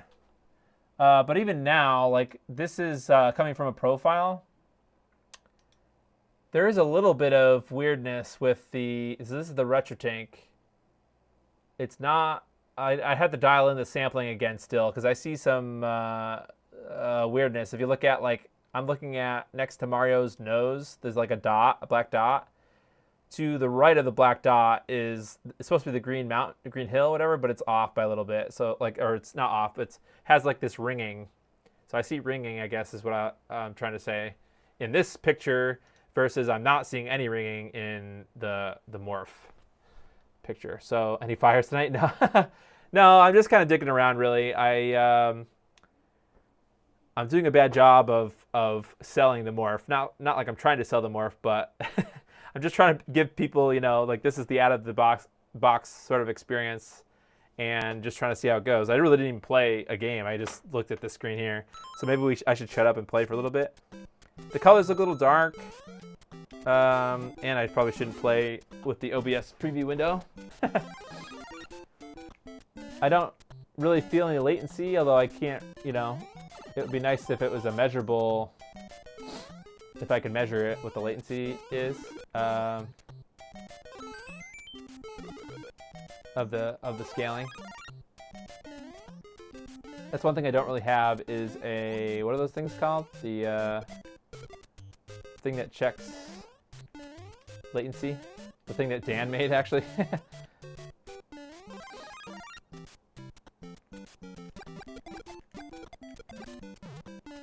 It looks great on my OLED. I mean, the colors don't bother me as much on the OLED as they do on my OBS preview window. So I can see both. I can see, because the Avid Media Live Gamer 4K have a like a loop back. Like, so you input. I'm getting the Morph comes into that Live Gamer card, and then I can spit it right back out again, and that's how I'm putting it into my OLED.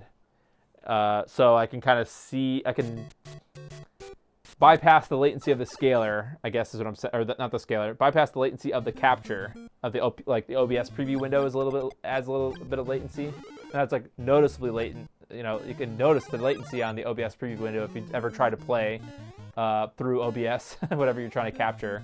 But on my TV, I don't really notice anything. But again, that's not good enough. You can actually measure that stuff, I guess.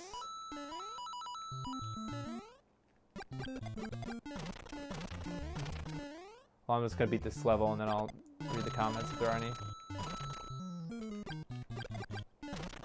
There's no ringing, which I kind of expected to have to dial in some phase settings. So, like, this profile seems good enough for this console.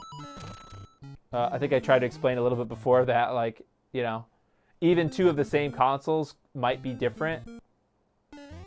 Plus, there's things to consider, like, do you have low-pass filter enabled? So it's possible that this NES RGB has the low-pass. Does it have low-pass filter by default?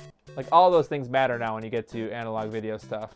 But I don't really see any ringing here. Versus if I go to the just the profile, the Firebrand X profile, and like, granted, I'm not expecting, like, you should, if you get it perfect. If the profile is perfect, like, out of the box, I think you get lucky. Actually, I don't even notice the ringing anymore on this screen. This is the RetroTink. Oops, let me turn it down. Yeah, I noticed it before, but I don't really notice it anymore. That's interesting. Maybe it was just that one screen, which is silly, but okay. My phase is off on the Morph? Okay. Try auto crop with default settings on both scalers? Okay. All right, let's do it. All right, so let me reiterate that point, because at this point I'm messing around, right? I don't have enough knowledge to, like, prescribe what to do to you, like set it up. Wobbling Pixels actually has a lot more experience with creating profiles and things, setting it up, dialing it in for each specific console. Like, you know, the NES is different than the Super Nintendo, is different than the Genesis as far as how you make a good profile. That's beyond my expertise. I'm letting Wobbling Pixels help me here. So what I would tell somebody is just say, you know, use a profile. Use whatever profile is loaded with both the RetroTink or the Morph, and that's going to get you most of the way there. It's clear that they're still, even using the profiles for either one, mind you, I think there's probably still some ghosting that you could get rid of by adjusting the phase with the RetroTink, but we still have to dial in the Morph also.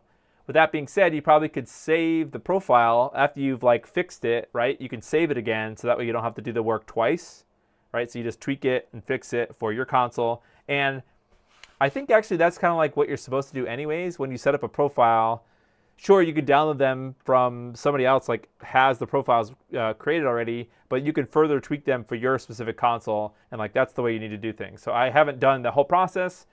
I'm just going to say use it with the profile and go from there, right? So and now like from here on, and actually before, what I was this whole time, I've just kind of messing around, you know, doing my own thing. So I'm going to try to default both of them and go from there, just to kind of get more. I'm just poking around really as far as how these things actually work. Okay, so the phase is still off here. Okay, so what do you want me to do, Wobbling? You want me to reset everything? I think you said that I had to, if I'm going to do that with the Morph, I have to reset the something here, right? I have to reset this. Toggle revert. Okay, so that resets the analog side of things. So let's hit OK. Now we'll back out. I'm going to do video.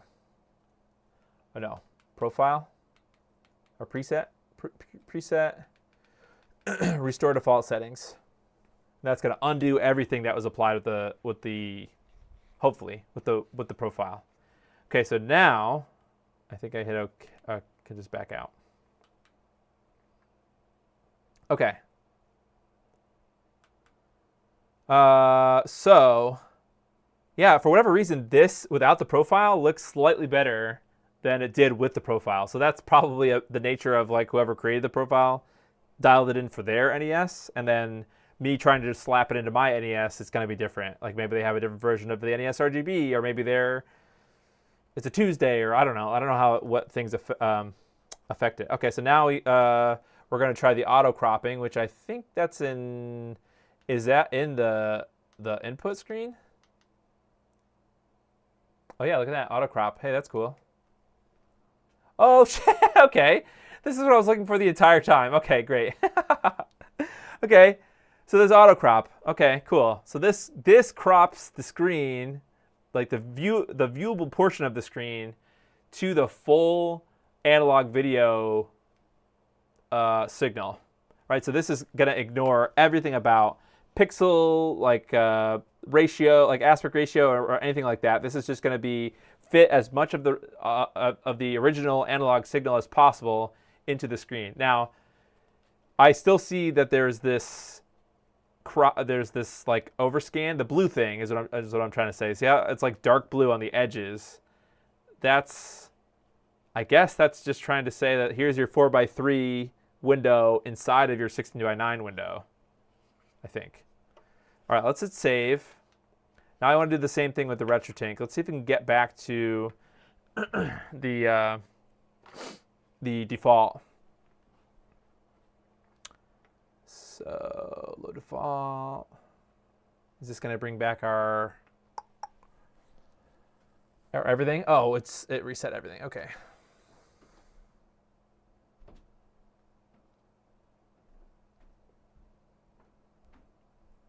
Sweet. Okay, it's dark again. Let's see. How close are we with both of these? I mean, it's kind of close. Let's get out of this menu. Not like close or not close matters. I'm just saying, like, you know, they're supposed to be using the same ADC, so is it, is it close to being the same? Granted, that's not really how it works. There's still other color things applied to it to sort of give the color, I don't know, make the color good or something.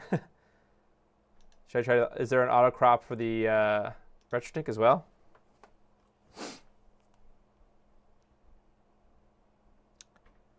Advanced settings, scaling, cropping. Where's auto crop?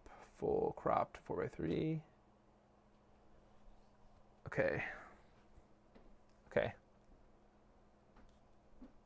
I mean, I guess the RetroTink has those blue things on the side too, right? I think the gain is not reverted on the Morph. Okay. Holy shit. Okay. That is about as close as it can possibly be, other than the gain. Like this is the RetroTink, and this is the Morph, with pretty much defaults. It looks like one is, if I could move down the Morph or up the Morph by one thing, it would be exactly the same. Dang. Okay, let's see if I can undo the. I don't even know how you would do that. How do you undo the gain, auto gain? Oh, the auto gain must set those gain settings, right? Let's see. Where do you find those? Oh, I'm trying to use the Morph menu or the RetroTink menu on the Morph, or the remote, I mean. So it's probably an input, port, B, component, color submenu, gain. Okay, well, does this need to be just one to make it default?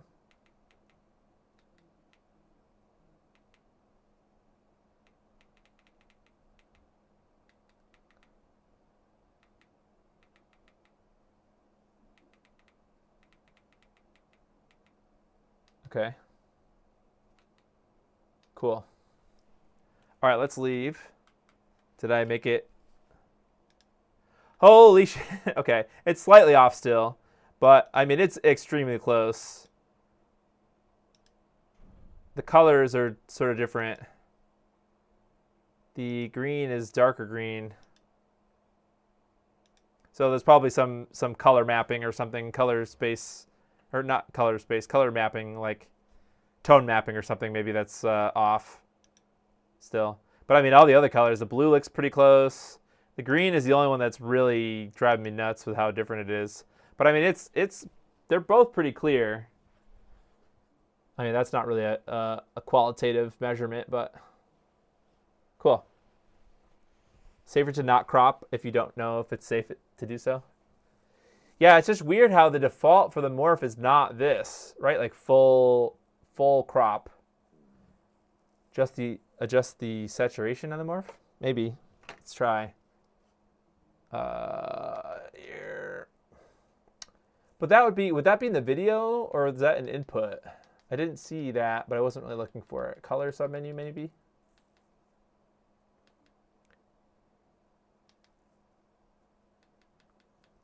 There's no offset.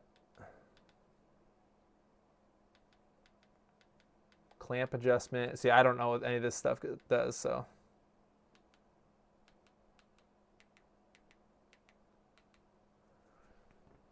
Line length total, or toll, what is that? Tolerance, maybe?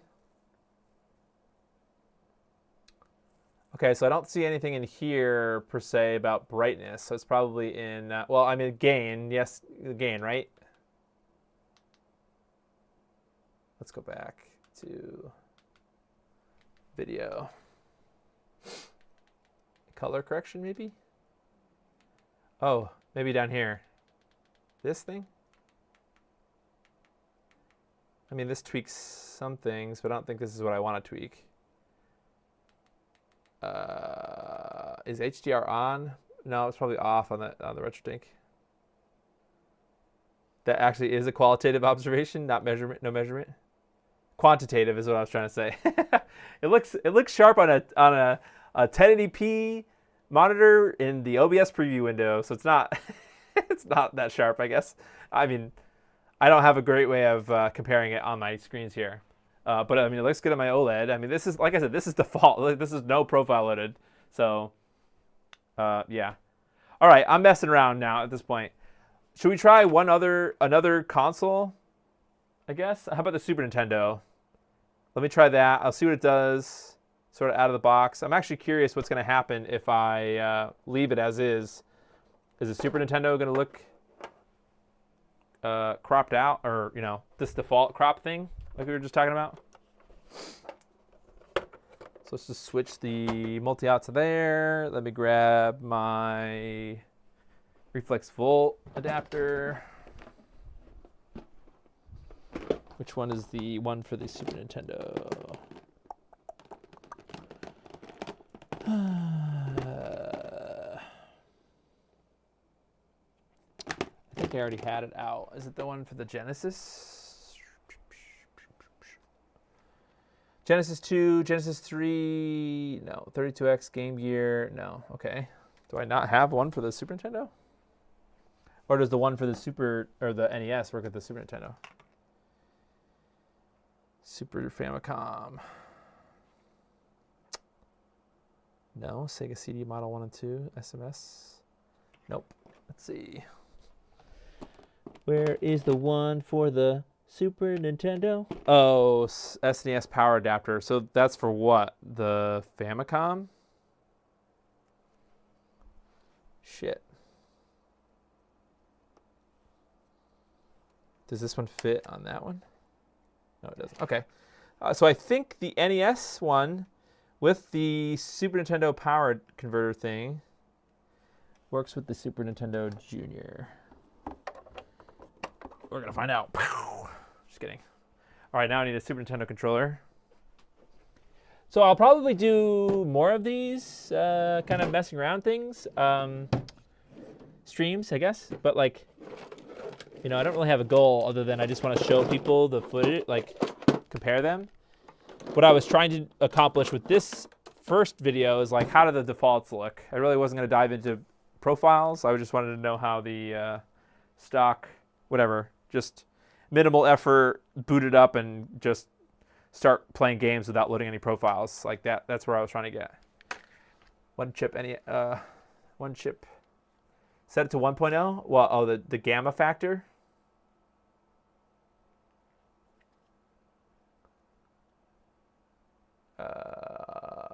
It's qualitative. Are you saying that no profile? No, I'm not saying no profile is best profile. I'm just trying to say, I just want to know what the differences are in default, I guess, mode, whatever, like nothing changed, like boot it up and see what it does. And then what do they look like with a quote unquote good profile, like the best profile or whatever on both ones? Edge enhanced. No, this is, I didn't get an edge enhancer yet. I want to get one. I do have an 2-chip, 3-chip SNES, whatever. But yeah, all right, so let's try this. No, I'm not saying that profiles are bad alterations. I was just saying, I hope I explained myself. I just wanted to compare them. See, it does this no signal thing, or like it doesn't seem to. Oh, there we go. Okay. I don't know, what game was I playing last on my SD2 SNES here? Oh, Donkey Kong Country. Apparently.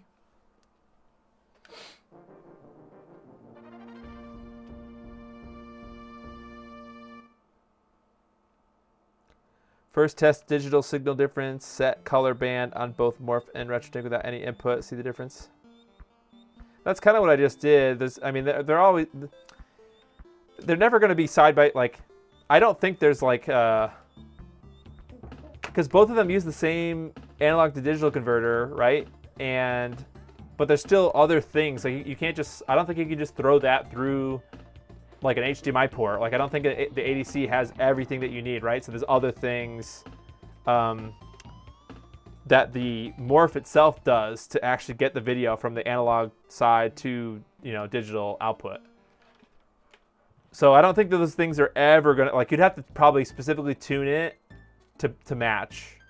Like I don't think you can Did I beat this level? This game, this world already? You're a fan of the 240p test suite game, right? That's what that's what you have to do really to make your own profile. To most people, oh, I probably should play the game. To most people playing this, you should be using another, or watching this. I mean, you should be using the profile, just to get the best experience, I guess is what I'm trying to say. Okay, so how does this look side by side? So this should be default on the Morph. Default on the RetroTink. Default on the Morph. The bananas look a little different. Default on the RetroTink. Default on the Morph. I mean, they're close. If anything, I mean, like I said, this is like trying to see if something is level from like 10,000 feet in the air, but because I'm looking at the OBS preview window. But okay, I do see now that the Morph is a little blurrier. But I mean, that could be the phase. There shouldn't be anything enabled on either one. Yeah, I mean, just that green. The green is what I notice is different, or mostly different. All the other colors look pretty much exactly the same. Like, look at the sand. Like the sand on the beach. It almost doesn't change when I switch back and forth. Huh, that's interesting. Okay. Let's keep playing.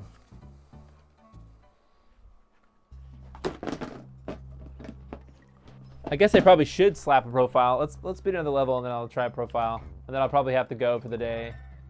But I'll probably try to do some more streams for this, like this. So if you have any thoughts or whatever, leave me your comments.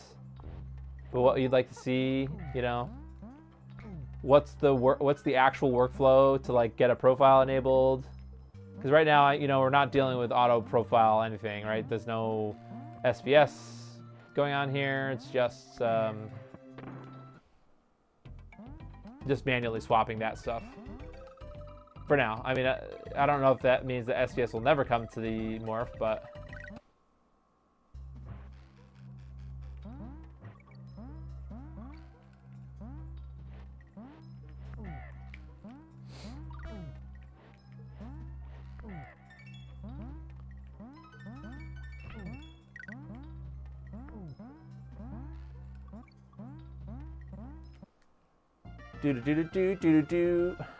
All right, let's try a profile. Let's get the Morph. So there's some presets. So yeah, I don't know, what is the best way to apply the profile, right? Do you have to do auto gain first? Then what's the right way to do auto gain? Can someone answer that? I would love to know that. So then what? Then you go to this presets menu, then you go to profiles, I believe, and then you go down to Nintendo. This is the Super Nintendo. Oh, look, Ludwig has one. I was just using the GA one before. I guess that's a person. Then we could do, oh God, the names of these things don't really, there should just be one that's use me. Although I guess it depends on the oh, for phase and gain. Okay. All right, well, you know what? Maybe if you're around next weekend, wobbling, we could do that. Maybe I know you probably have a guide for doing it. You probably are, or you're working on one. But that would be a good guide, how to get started. Future scaler will come with HDMI 2.2 frame gen. Yeah. Okay. It automatically gives your Super Nintendo more. It overclocks your CPU in your Super Nintendo. So I don't know which one of these to use. I guess the first one. Although, what's the difference between? Well, I guess it's what pixel aspect ratio is what PAR stands for. But then there's 4:3. Okay? Let's do this one.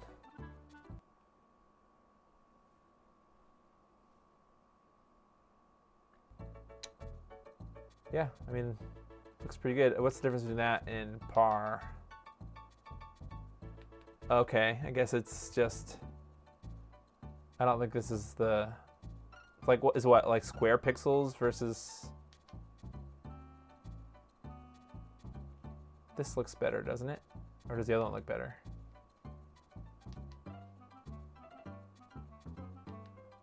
I think this one is better. Okay, let's do that. Sweet.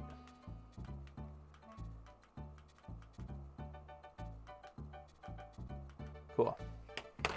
Man, this looks pretty good on my OLED. Sweet.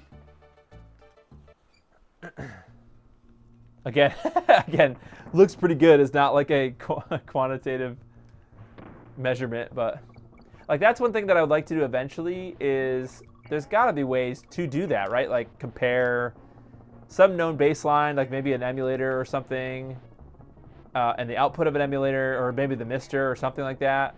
Compare analog input sources to that to give you like the noise difference, how different the color is. But I think, isn't it kind of like a philosophical thing? Like what, isn't that what, that there's like a weird backronym for NTSC, which is not the same color or never the same color or something, which is like how old school NTSC or old school TVs didn't handle NTSC the same, like it didn't output the same colors or something. I don't know. I don't think that's the case here. I think there's, you know, you could apply the same adjustments to the Morph as you can to the RetroTink, and you should get the same result. I don't think there's a difference between these two devices because they use the same ADC.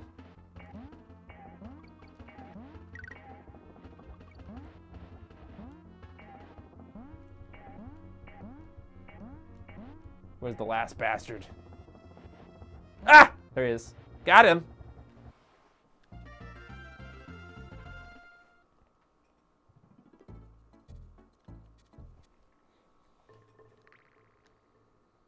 I don't really see that much ghosting, although Wild and Pixels might be yelling at his screen and like, do this setting, do that setting, and not trying to make fun of you or anything, Wild and Pixels. I just know that you put way more effort into understanding these things than I have, so.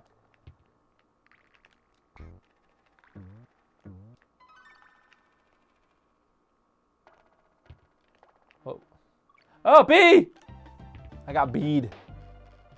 Rip.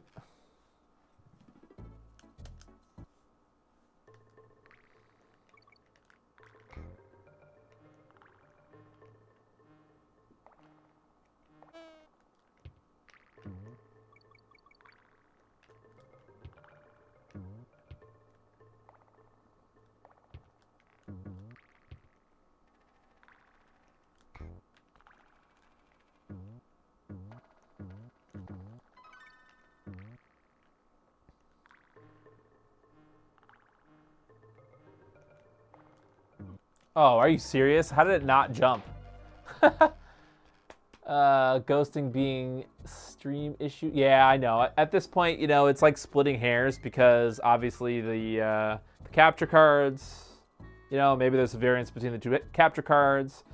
Plus, you know, this is only a certain bit rate, even though it is 4K on YouTube. They do add some compression, or they have to add compression because you can record a video at a much higher bit rate than YouTube will display it, even for the same base resolution. Like, for example, a lot of the footage that I've been recording for the Neptune build is with my A7S III, my new 4K Sony camera, and you can record at something like 250 bits a second or something, or 256 kilobits or something. It's like way higher than even God, stupid tire. Than like an equivalent like my iPhone or something. Like you can have different, or even the recordings of from the AverMedia cards, right? So this footage from the I don't know. There's a lot of aspects to it, bit depth and just bit rate. Like there's all these different things that you can tweak. So it's not gonna be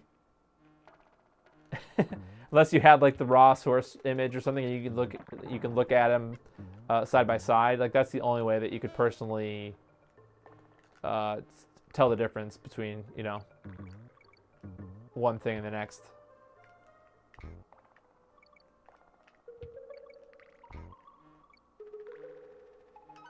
I know that sentence probably didn't make any sense, but sorry. It's just who I am, eh? just be rambling when I don't know what. Oh, see you later. I don't need to do this shit. It's if you have the, what do you get? This rhino or whatever. What do you get in this one? The frog, maybe?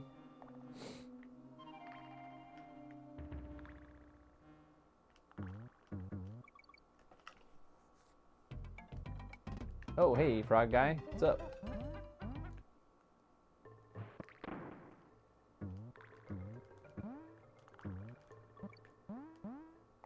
Oh, I guess I can't get up there.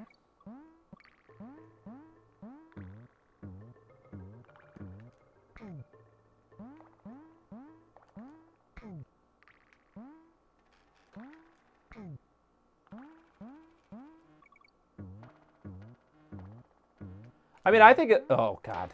I think it looks pretty good. Let's read the comments. PAL color is superior, but then black bar on top and bottom is annoying. What do you mean PAL color is superior? How does that work? How does that work? With this specific console, you mean? Super Nintendo? It also runs 60% slower. PAL 60 or PAL M. Huh. SNES profiles I've used from Ludwig are pretty good looking to me. Even with a 2-chip without video mode. Does poo-poo eating wasps or bees? What? Enable HDR with scan lines on these old consoles. Yeah, I don't particularly like scan line things. Even on these 4K scalers, I don't really like them that much. But yeah.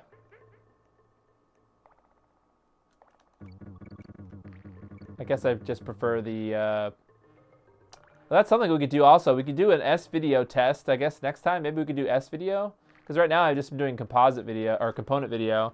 So we could try composite and S-video. I have an S. I bought the Insurrection Industries. I think that's what it is, right? The Insurrection cable. The NES, whatever, or the multi-out. Does it say on here if it's the Insurrection one? Yeah, it is Insurrection. So we could try the N64 maybe and the Super Nintendo with the S-video cable. And fuck the frog. Just to see what like composite video looks like.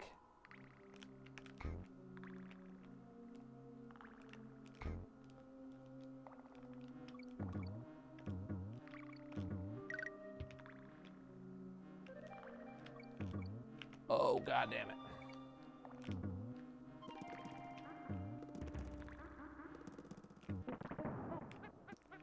And also, I have not had a problem with the audio. I guess I forgot to mention that in the beginning. I know that was kind of a topical issue. I think maybe Wobbling Pixels brought that up. Someone brought that up where some older TVs or maybe older receivers or something might not be able to handle the 96 kilobit output that the analog bridge. Well, I guess what it captures at 96 kilobit, whatever. So it outputs that as well. And so some people, oh, okay, rip. I didn't mean to spin like that, but so I have not experienced any of those issues. And I didn't do the mod. I know there is a physical mod that you could do to the analog bridge itself if you want that compatibility with an older device that you could do. And apparently all new analog bridges that are shipped going forward do have that thing. So I think it does get limited to the 90. I don't think you can switch back and forth. I think it's only one or the other, but I can clarify that and get. I'll get some info for this coming newsletter. I'll get some info about those things. So if there's anything that you want me to talk about, talk to the PixelFX team about regarding this, let me know. Either on X or Blue Sky or here in the comments here or on whatever. Just let me know. Because on Tuesday, I think I'm meeting with them to talk about things. So I think that they just didn't think that it was going to be a problem for people.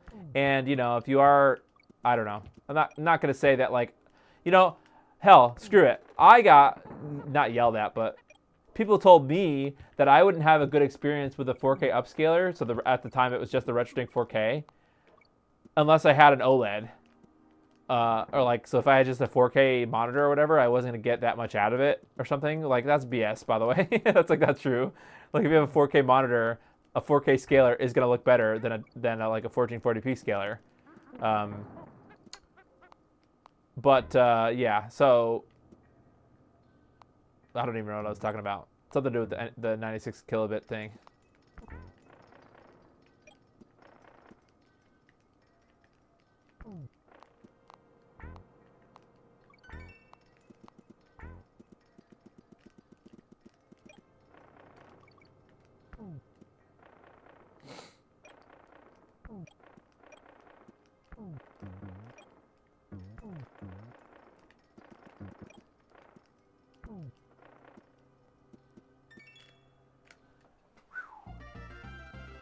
Need to see 1080p. Oh, 1080i. Oh, 1080i input, you mean? Oh, okay. So let's see.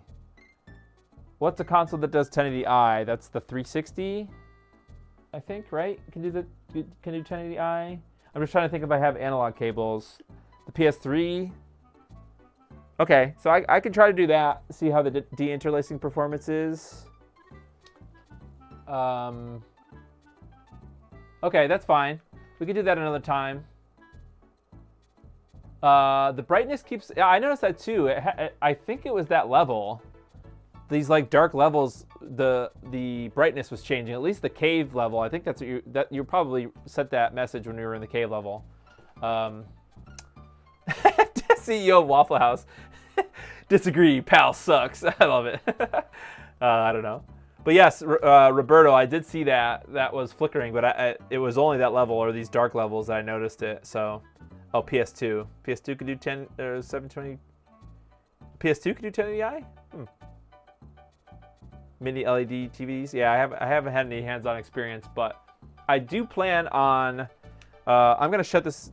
I'm gonna log off soon because I do have a. I'm gonna be walking in a Memorial Day parade tomorrow morning, so I have to go to bed now. But we'll kind of talk about things. I want to. I do want to do more streams, okay? And I want, if you want me to do, so I'm glad that you guys gave me suggestions, or some people have given me suggestions as far as like they want to see 720p, they want to see interlaced 1080i. So I'll try to think about how to actually do that. So I have I have PS2. I have the PS2 retro HD retrovision cables.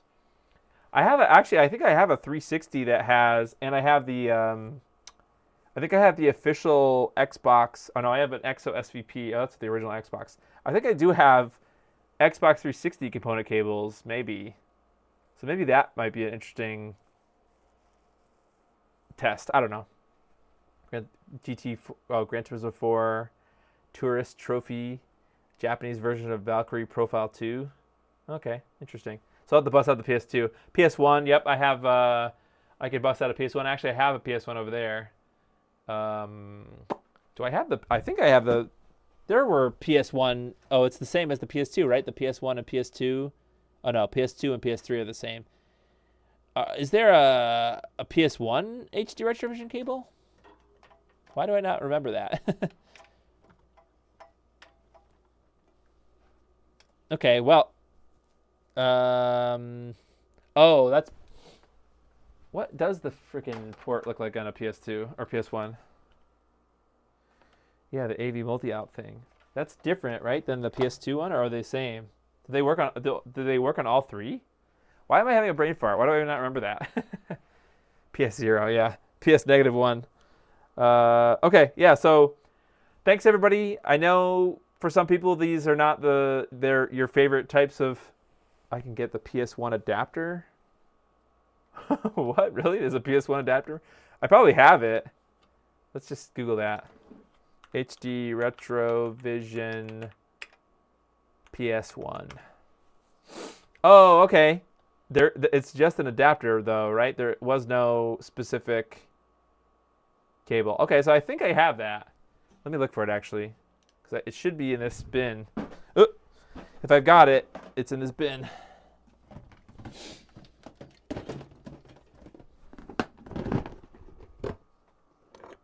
Nope, I don't see it.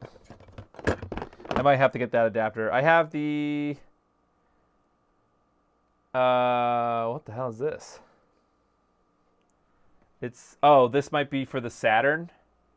Or the... Yeah, the Sega Saturn one. So this is the Genesis 2 to... I think this must be the Saturn. And then I also have the Genesis 2 to Neo Geo, I believe. Or... something like that. Okay, wow. I'm kind of surprised that I don't have that. So I'll have to order that. I'll see how long that takes to get the little adapter. I don't use SCART. Oh shit, do I have a? Oh, okay. I might have a SCART cable version of it. Let me see. I have. See, once upon a time when I did start, because I started collecting retro stuff in like 2016. I started with SCART, so I have all my SCART, basically every, one of every cable. So I probably in here, oh, I think I can see it right here. Oh, okay, yep, that's why I never thought about it, because I have the SCART one. Oh. Come on, focus. Oh, well, whatever. Anyways, this is my, oh, this is one from Retro RGC, Retro Gaming Cables. This is not a retro access cable, but I think I did buy the retro. I have retro access for everything, so I know I probably got it. Doesn't really matter. It's probably good enough, but maybe I never did buy the maybe they didn't make one. I don't know.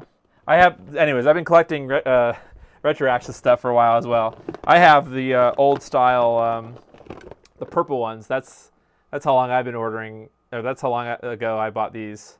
So if you don't know, Retro Access used to use this purple coax cable, but nowadays they use black, so color matches the connectors. So anyways, I have the Retro Gaming Cables PS1 one, but I'll have to get that. I would like to get the adapter, the HD Retrovision adapter, so I'll use that. So PS1's an option. Whatever, just keep going with options and things. Works well on a PVM. Use SCART for every console. Yeah, I mean, I don't know. Who remembers when I started the drama where Bob had to write the article, "There's nothing wrong with SCART"? That was because of me, I think. I think at the time, I wasn't like trying to start anything. I was just trying to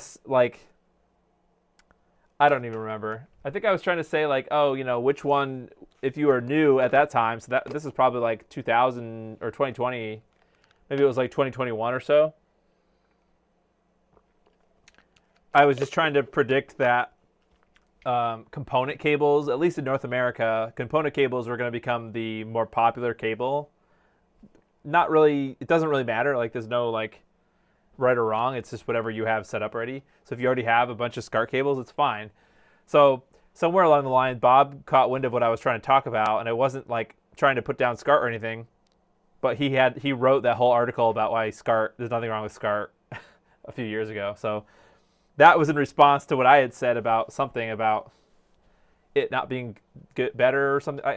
That's not what I was trying to say. I was just trying to say that the default cables for new people that were getting into it in like 2021 or 2022, you're more likely to buy HD Retrovision cables than the SCART cables. Also because they were cheaper. So I was just trying to predict that, and I was talking about that. I don't really know, but the issue here is when you convert SCART to component, there's a slight color difference. Yeah, it probably depends on what transcoder that you're using. Are these Anchor headphones? Yeah. Yep. These are the Soundcore. These are pretty budget ones. Soundcore Life X or Soundcore Life Q30. I think that these are pretty good. I mean, they were like $70 or $80. I mean, that might be a lot for some people, but I just didn't see a need for more expensive ones. Plus, I like the freedom of the wireless, and it sounds decent for what I needed to do. Anyways, I just like cordless, and with the mic, it allows me to I can wander around and stuff, and it's nice for live streaming. So I use these all the time, for at least when I'm down here. I play World of Warcraft sometimes on this. Oh, well, I bring my MacBook down here, and I use it, so it's fine. Yeah, I recommend these. These are nice. Nobody asked, but I didn't put a link or anything into the description. I have Amazon affiliate stuff that I could do, but yeah. All right, thanks everyone.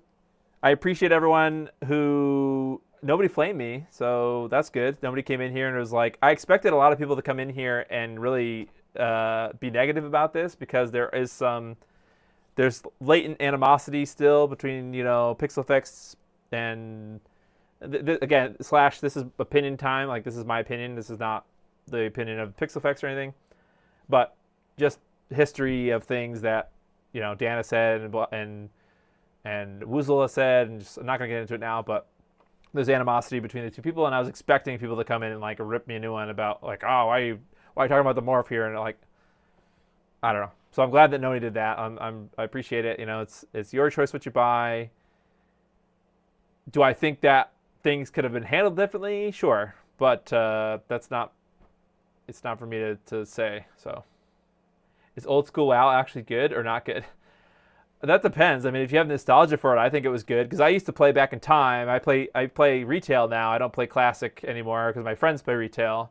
So I play every Wednesday. I play with my friends, and we do mythic dungeons. So I suck at it because I don't have the time. Like, they play like all day, not all day every day, but they play every night. They're playing and progressing and doing things, and like I don't have that kind of time.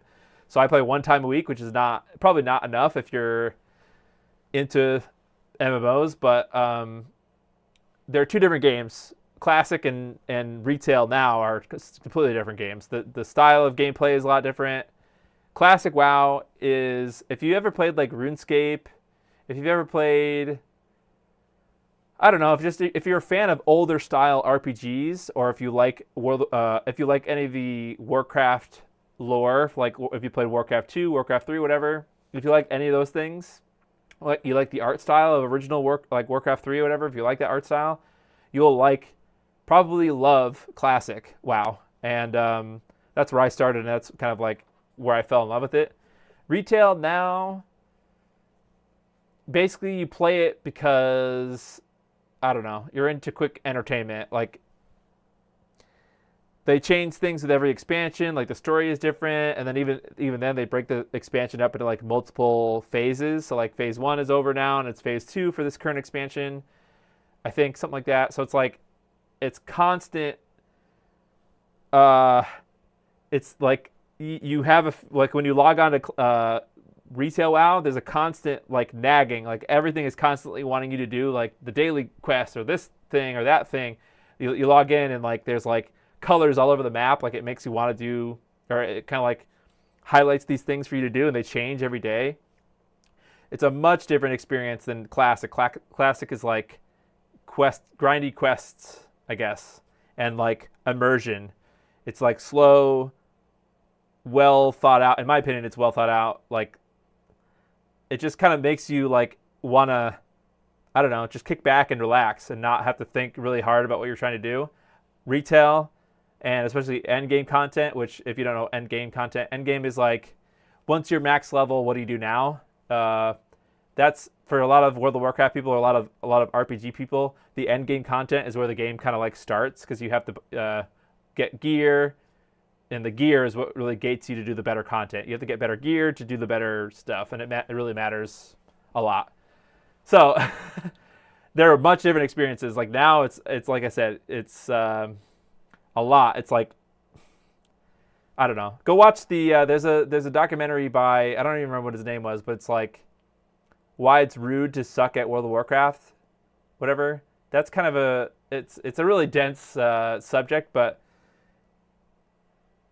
modern World of Warcraft, I guess it was then too, but like modern World of Warcraft, if you're not willing to put in the time to get better, or to learn your class well, to like min-max all the gear options, and like you gotta like I guess it was kind of the same thing back then too, in classic WoW also, but like WoW is hard for new people because veterans expect everyone else to also be good at the game.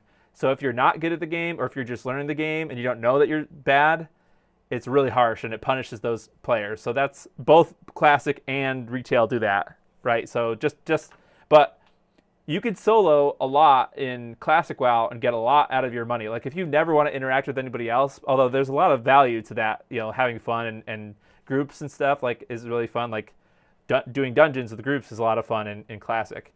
So there's a lot of content from 1 to 60 in classic WoW, vanilla WoW, I guess I should say, not classic, because classic now means all of the classic era expansions versus vanilla is like the original base game. If you've never played it, there's a lot of value in the base classic game, I think, as far as history of RPGs, history of Warcraft itself.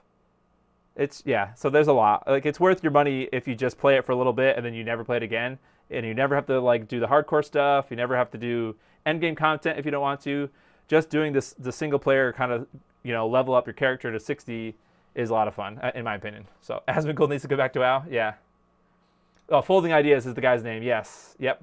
It's dense. It's a dense video, but it kind of basically the idea is that, and especially older WoW. Well, I guess there is too, but like older like WoW, there's like different groups. Like once you get to end game content, like the dungeons, you could do, I think it was 25 man or 10 man, which is like 10 people in a group, 25 people in a group, and then 40 people in a group. So basically think about it like if you did a dungeon and you wanted to progress, and progression in that kind of sense means like getting through the dungeon, because sometimes they get hard. Like they get to a difficult spot where you need the right gear. All the different players need to actually play good enough to stay alive. Sometimes it's like stuff that you shouldn't stand in, so you have to actually physically move your character, or else you're gonna die. Like so you like there's a lot of hand-eye coordination things, even with classic, that some people love or hate. But if you've never experienced it, it's something. It's like it's an interesting experience. So, but like I said, if you actually want to get through the higher end stuff, the harder stuff, you have to know how to play. And other people are going to make you feel bad if you don't know how to play, I guess. So that's why it's like rude to be bad at it. Because if you're bad, then other people are going to not progress and it's your fault. So, all right. Yeah, PAL versus NTSC is the real feud. Yeah, right. You beta tested WoW in the 2000s? Damn. You really need to do PAL versus NTSC. Yeah, that's interesting. I don't have any PAL consoles, but now that you say that, then... yeah, no negativity here. Having options is great. Just get what covers your needs. Yeah. Well, that's the thing, Luna, is it's sort of hard to know, you know, because not very many people have covered it yet. And, you know, I don't know if there's some kind of like blockade, like people are telling people not to review the Morph or something or whatever, but I don't think there's enough content yet. Well, I mean, it just came out too. So, and they didn't give it out to people ahead of time. So there's definitely a lot of things happening all at the same time. So I'm trying to do my best to, now that I actually have one, to show people it, figure out how to actually use the thing, because it is different. And now that the analog bridge part is in the menu system, it's a whole new menu system, and a whole new part of the menu, I suppose I should say. So like that's new. It's going to be new for a lot of people. So Wobbling Pixels could probably give his 2 cents about that, as far as like, is it better? Is it worse? I'm kind of leaning on the side so far of it being worse, because it's not all on the same screen. You have to go to multiple screens, which is annoying. Atari Lumicode.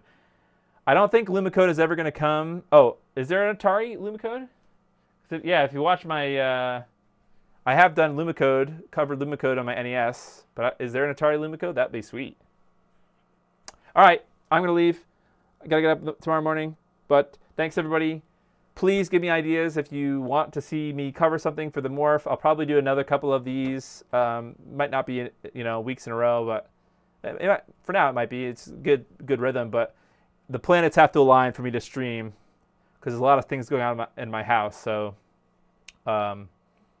it's more difficult now for me to stream than it was for me to stream like 2 months ago. So, all right, thanks everybody. Leave a comment.